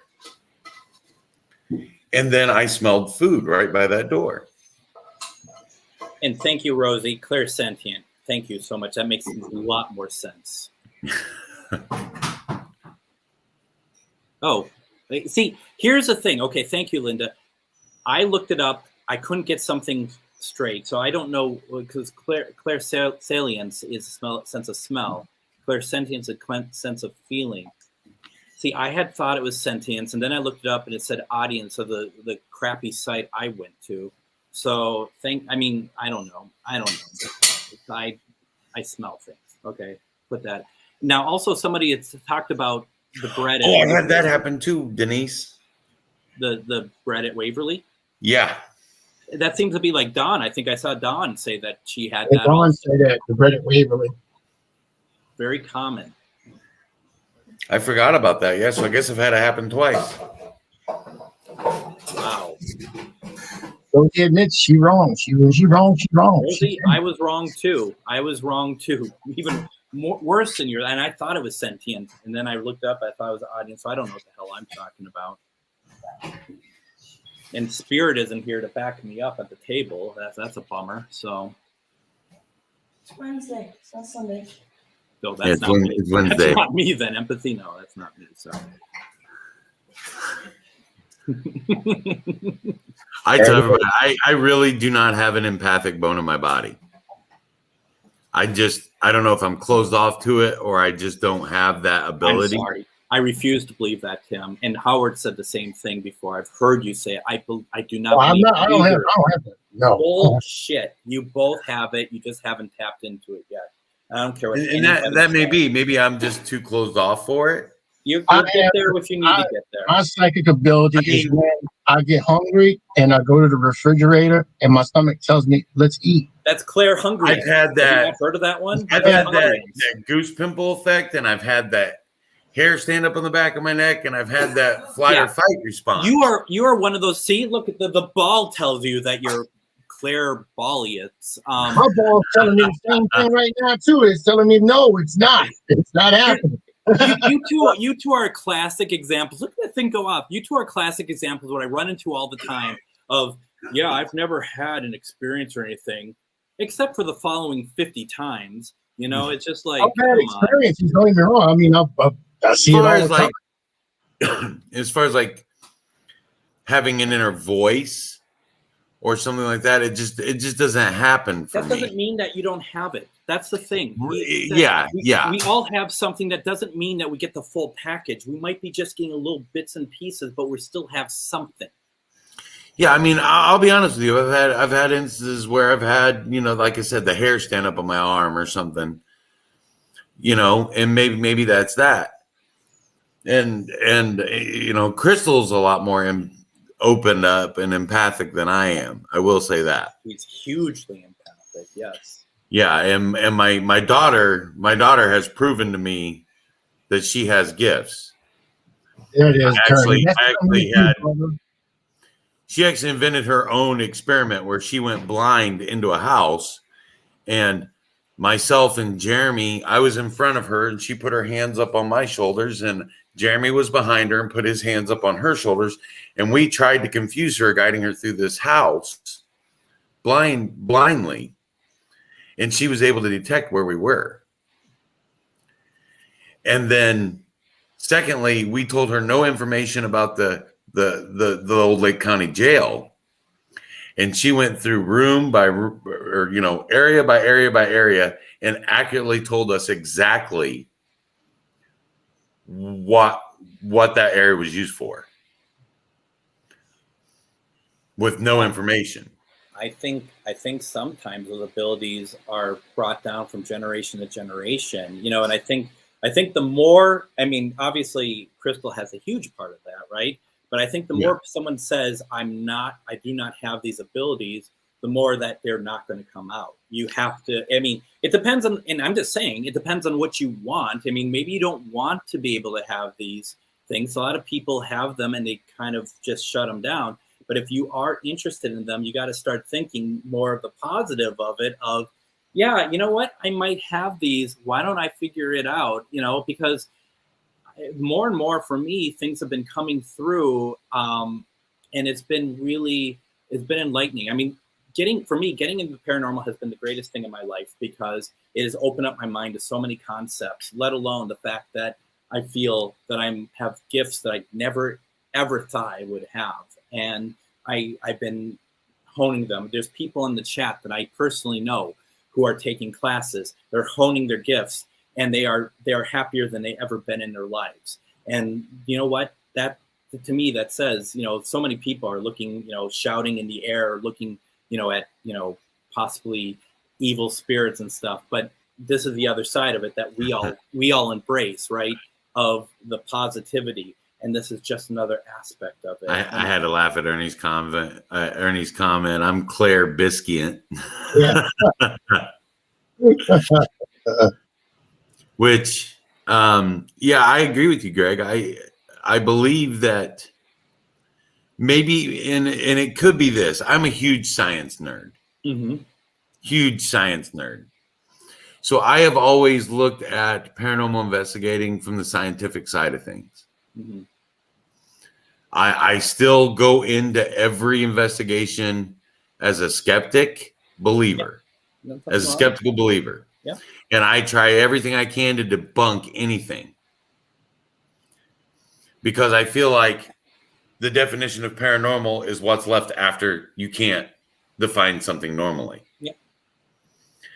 So I've always been that science nerd, and maybe that helps close me off to some of the other aspects of it. That's an interesting thought, Tim. But at the same time, because we've all been around investigators who, you know, there's a wind that comes in, something moves, and they're like, oh my God, something moved. You know, I mean, we need to be skeptical also, right? We need to be able to have that balance of, is this really what we thought, or are we just going to believe anything that happens and try to make a story out of it? And I'm sure you have these examples too of how many times you've gone into investigation, someone says something, and it's like, did you really try to not even debunk it, but think rationally about what has happened? I've said this before. My favorite investigation ever. This lady said, every time I'm in the shower, someone's walking in my hallway. That's And me. I went down to her basement. Actually. I went down to her basement, and sure enough, her water pipes had no braces on them at all. Yep. And I told her to turn on the shower, and she turned on the shower, and the pipe's just banging on the wall. I went to Walmart, got some hangers, put them up, done. There's your ghost. There's your. Well, now it's not happening anymore. Yeah, because you never had your pipes. You know, they were old pipes and they were never braced to the wall. Or if they were, the braces were gone. Yeah. So, you know, it's one of those things where if I can explain it away normally, that's going to make them feel more at ease in their home right away. Absolutely. Well, and it's another thing too, is I answered this just the other day on someone's post. They're like, what's your biggest pet peeve on a paranormal investigation? And my response was, and I had seen this recently when I went to an event at a place, and we just started, and someone was like, okay, it's time to ask a question. This investigator's first question was, do you want us to leave? Like, what are you doing? No, don't ask that question. The first question, do you want us to leave? If they said yes, in my book, I follow what the spirits want because I respect the spirits, you know. And so you don't ask questions that put you in a position of being like, well, even though we traveled, 4 hours to get here, they said time to leave. Okay, well, I guess we'll pack it all up after spending an hour and a half setting it up. It's like, what is wrong with you? No, I don't want to leave. I don't want to ask those questions. Come on. Tim, are you laughing because you asked those questions when you get into it, when you went to the jail? Is that the first time? No, I see Nick commenting and Anne commenting, Howard, clairvoyeurism. Yeah, clairvoyeurism. That's I'm breaking people's their hotel rooms. I don't give a crap. That's clear. I don't even know what Nick is. I can't even Claire Gorilla Glue. Voyant. I need to talk to someone more about chakras because I have a question about that at some point in time. But from when I did the meditation, and I really want an answer to it. So if someone's out there, send me a message. I think there's a lot of people out there right now. Let me write Shaka Khan. Oh, sorry. No, this has been a fun show for me because we've gone through all kinds of paranormal stuff and yeah, we've seen the balls. A lot of people don't tie conspiracy theories and paranormal, but I do because they're not normal. Everything. Yeah, we've hit on everything just about tonight. Yeah. Well, I just wanted to show you both that I'm not just a pretty face, that I can, talk about anything. I know they all still think of me as one, but whatever, right? It's the beard. Well, you know it. Like I said, the reason we did the 13th dimension was to cover everything paranormal. We've talked about Bigfoot, we've talked about aliens. I love that stuff. Yet we did not play any of my spirit box evidence that I provided to Howard. We've been on for over 2 hours. We have not played one thing, but that's okay. That's fine. I will put it on my show, and it will be amazing. And I've used some of it on another show that we did for a while. Yeah. I love your spirit box evidence. I love it. We're gonna be bringing you back, I believe, on the dish. And I have some dates available for this show here. We can bring you back on this show. We'll talk about that. Absolutely. Well, I'm gonna be on the dish on March 3rd, right? Yes, March 3rd. Howard's like, yeah, that's right. We said that. I look at my notes. Let's see, I brought all my stuff with me. Oh, that's you. You're Greg Bakun. Yeah, you're gonna be on March 3rd. So let's see, it's 10:08. Let's. I think we've been hit everything, and let's call it into this. We then roasted this pig, kicked it. made hog-head cheese out But of it. what a fun show. We have had a lot of I had- audience participation. We thank you all for that. We love reading your comments. We love the interaction with you guys. And Wow, it's that one of those happened shows where the quick. conversation just kind of took us where we wanted to go. Wow, that happened I quick. had so much fun tonight. Thank you all. Thank you both for having me on. Thank you very much. This was so much fun tonight. This woman, I thought we did we say something that was Oh, I'm really sorry. We do make a lot of jokes because we like to have fun doing this. And it's fun for us, and we're really sorry if we offended you. We didn't mean to. That was never our intention. No, I don't know, no, but I have no idea. no, Oh, we're only joking about the fact that Howard mentioned that he doesn't have any gifts with that. We're all just having fun. But I mean, I honestly I feel like this audience is very respectful to all of. Oh, you have everything. people coming in, and it's every show. I think you'll have a person that come in for one that they want something to be said about what they want you to hear. They want what they want to hear, and it's not for everybody. I'm sorry, but it is what it is. I still have a lot of people out there that watch the show and enjoy it. So I mean, if I have 3 people watching, I'm happy, and that's including me. So I mean, We've had a lot more watching than 3 myself. people in here tonight, and like Christy Ayers said, we can't please everyone, and that's true. no. But we love people with abilities on this show. We've had lots of people with abilities on this show. I had one of the best readings I've ever had with Miss Janessa, because she read my energy, not necessarily the spiritual energy around me. She read my energy, and it really made me feel good about myself. So I was really happy with that one. Can I also say, my friend Shar had, when we did our paranormal class, she played a video from years ago that she was at the Grand House, and they were doing a flashlight session, and someone, because they had tacos, and you know how tacos go through your system, somebody farted, and the spirits through the flashlight session had so much fun with that. And the thing is that you have to have fun doing this. You have to know that spirits are having fun. They don't want to talk about death. They don't want to talk about the serious side. They want to be treated like how we are treating each other. So the thing is, in my opinion, it's sad to see someone who I know that she was asking me what time the show's on tonight, and she tuned in because I posted it. But the thing is, you have to have fun and be lighthearted, because spirits don't want to be reminded that they're dead. They want to be treated like we are treating each other right now. We're all together. We're a community. We're family. We're having fun. So you get me, Scott, and Jeremy in the same room. We're pulling pranks on each other. Yep. And then Spirit's probably they pull loving pranks on us. And the perfect example is that it was my hat. My hat got yanked up on my head. Well, we had been playing pranks on each other all night, and then all of a sudden, my hat gets yanked up. I've got 3 foot above me, no one around. Jeremy saw it happen. And Jeremy, I'm like, they got to pick on me, Yep. And sometimes seriousness is called for. Sometimes joking around is called for too. Absolutely. And if you can't have fun, you wouldn't want to do it anymore. And when I do, like when we do Spirit Box at events and stuff, sometimes we're not getting any responses. We'll just talk amongst ourselves. We'll just talk about what we ate for dinner, what we're doing, whatever, and they'll chime in every single time. That's just because we're all just having fun. That's what it comes down to. If we can't enjoy what we're doing, or even have a little bit of mild ribbing, then that's their problem, not ours. Because we know how what we feel. We know the respect, and there's a lot of respect for it. There's nothing more that we can do other than that. All right, Greg, you want to go ahead and tell us where people can find you, for the people who don't know who you are? They can find me. They can find me in St. Michael. No, I'm just kidding. Of course.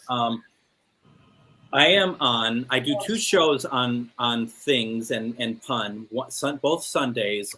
Sunday afternoon at 4:06 Central Standard Time. I do Ghost Box Radio. It's through AM 950.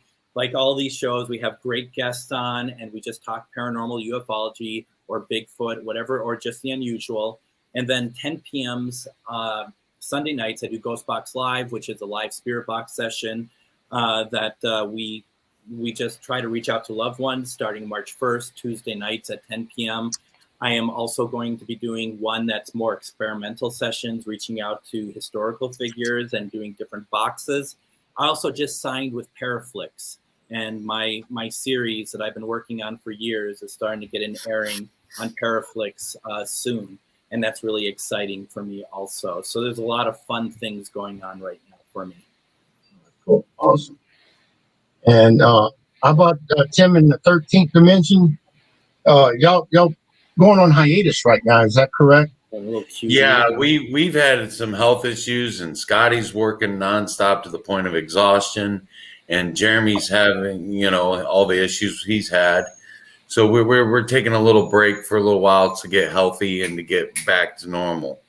So 13th Dimension is on a hiatus. I'm not sure if Jeremy's going to do some replay episodes. He hasn't said that to me yet, but I'm hoping that that we can maybe make something like that happen. Yeah. Until we're all healthy and feeling better, and we I can know what's coming on before that other show of ours comes on, so I really got to make fun of y'all before y'all. It gives me something to talk about. But Greg, when we come back off of hiatus, I would love to have you on there and really go through some of your evidence, because I love your spirit box evidence. You have some really great stuff. Well, thank you. And stuff. So we'll be in touch with you on that for sure. And then it looks like Pac-Man's going to be going back in production next Thursday. So there you go. We got Pac-Man. We got stuff happening all over the place. Oh, awesome, Denise! I can't wait. Yeah, me too. Well, you can see by the stellarness of my guest appearance. Hopefully, you'll have me on your show, because I'm amazing. So you're a great guest. You're always a great guest. What time is is your great host? Is that like 9 o'clock? Because if not, you'd be running into the other show. Well, anyway, what are you talking about? Because on Thursday nights, that's what I'm getting ready to announce. Tomorrow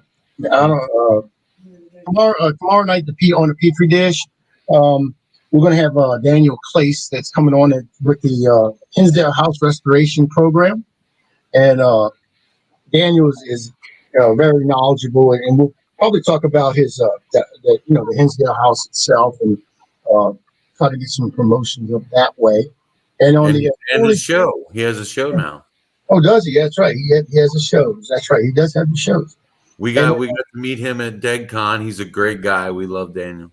He's amazing. He's a really nice guy. One of the nicest guys you can meet out there. Yeah.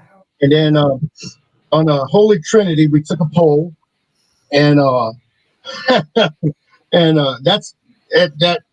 Okay, Petri dish is NC-17, whereas the Holy Trinity is NC-17. Should be rated X, but it also has a disclaimer on it. So if you watch it and you hear whatever's going on in it, it's, hey, you stepped in it just like you licked the bottom of your shoe. I don't know. Anyway, we had a poll. We asked y'all, what do y'all want us to talk about? And I picked the top two things to talk about this week is going to be, do spirits watch us while we use the restroom? And do spirits watch us while we have sex? So we're going to be talking about those things this week. I hope so. Yeah. That actually, do spirits watch us while we have sex? That's actually from Scotty Wilson. That was his. That's his brainchild. So I would have added to it myself. I would ask, do they also want to step in and perform with us? I mean, I don't know, but that's the type of shows that we run on. Howard's trying to swing it. Yeah. So that's what we're going to be talking about on Friday night at 9.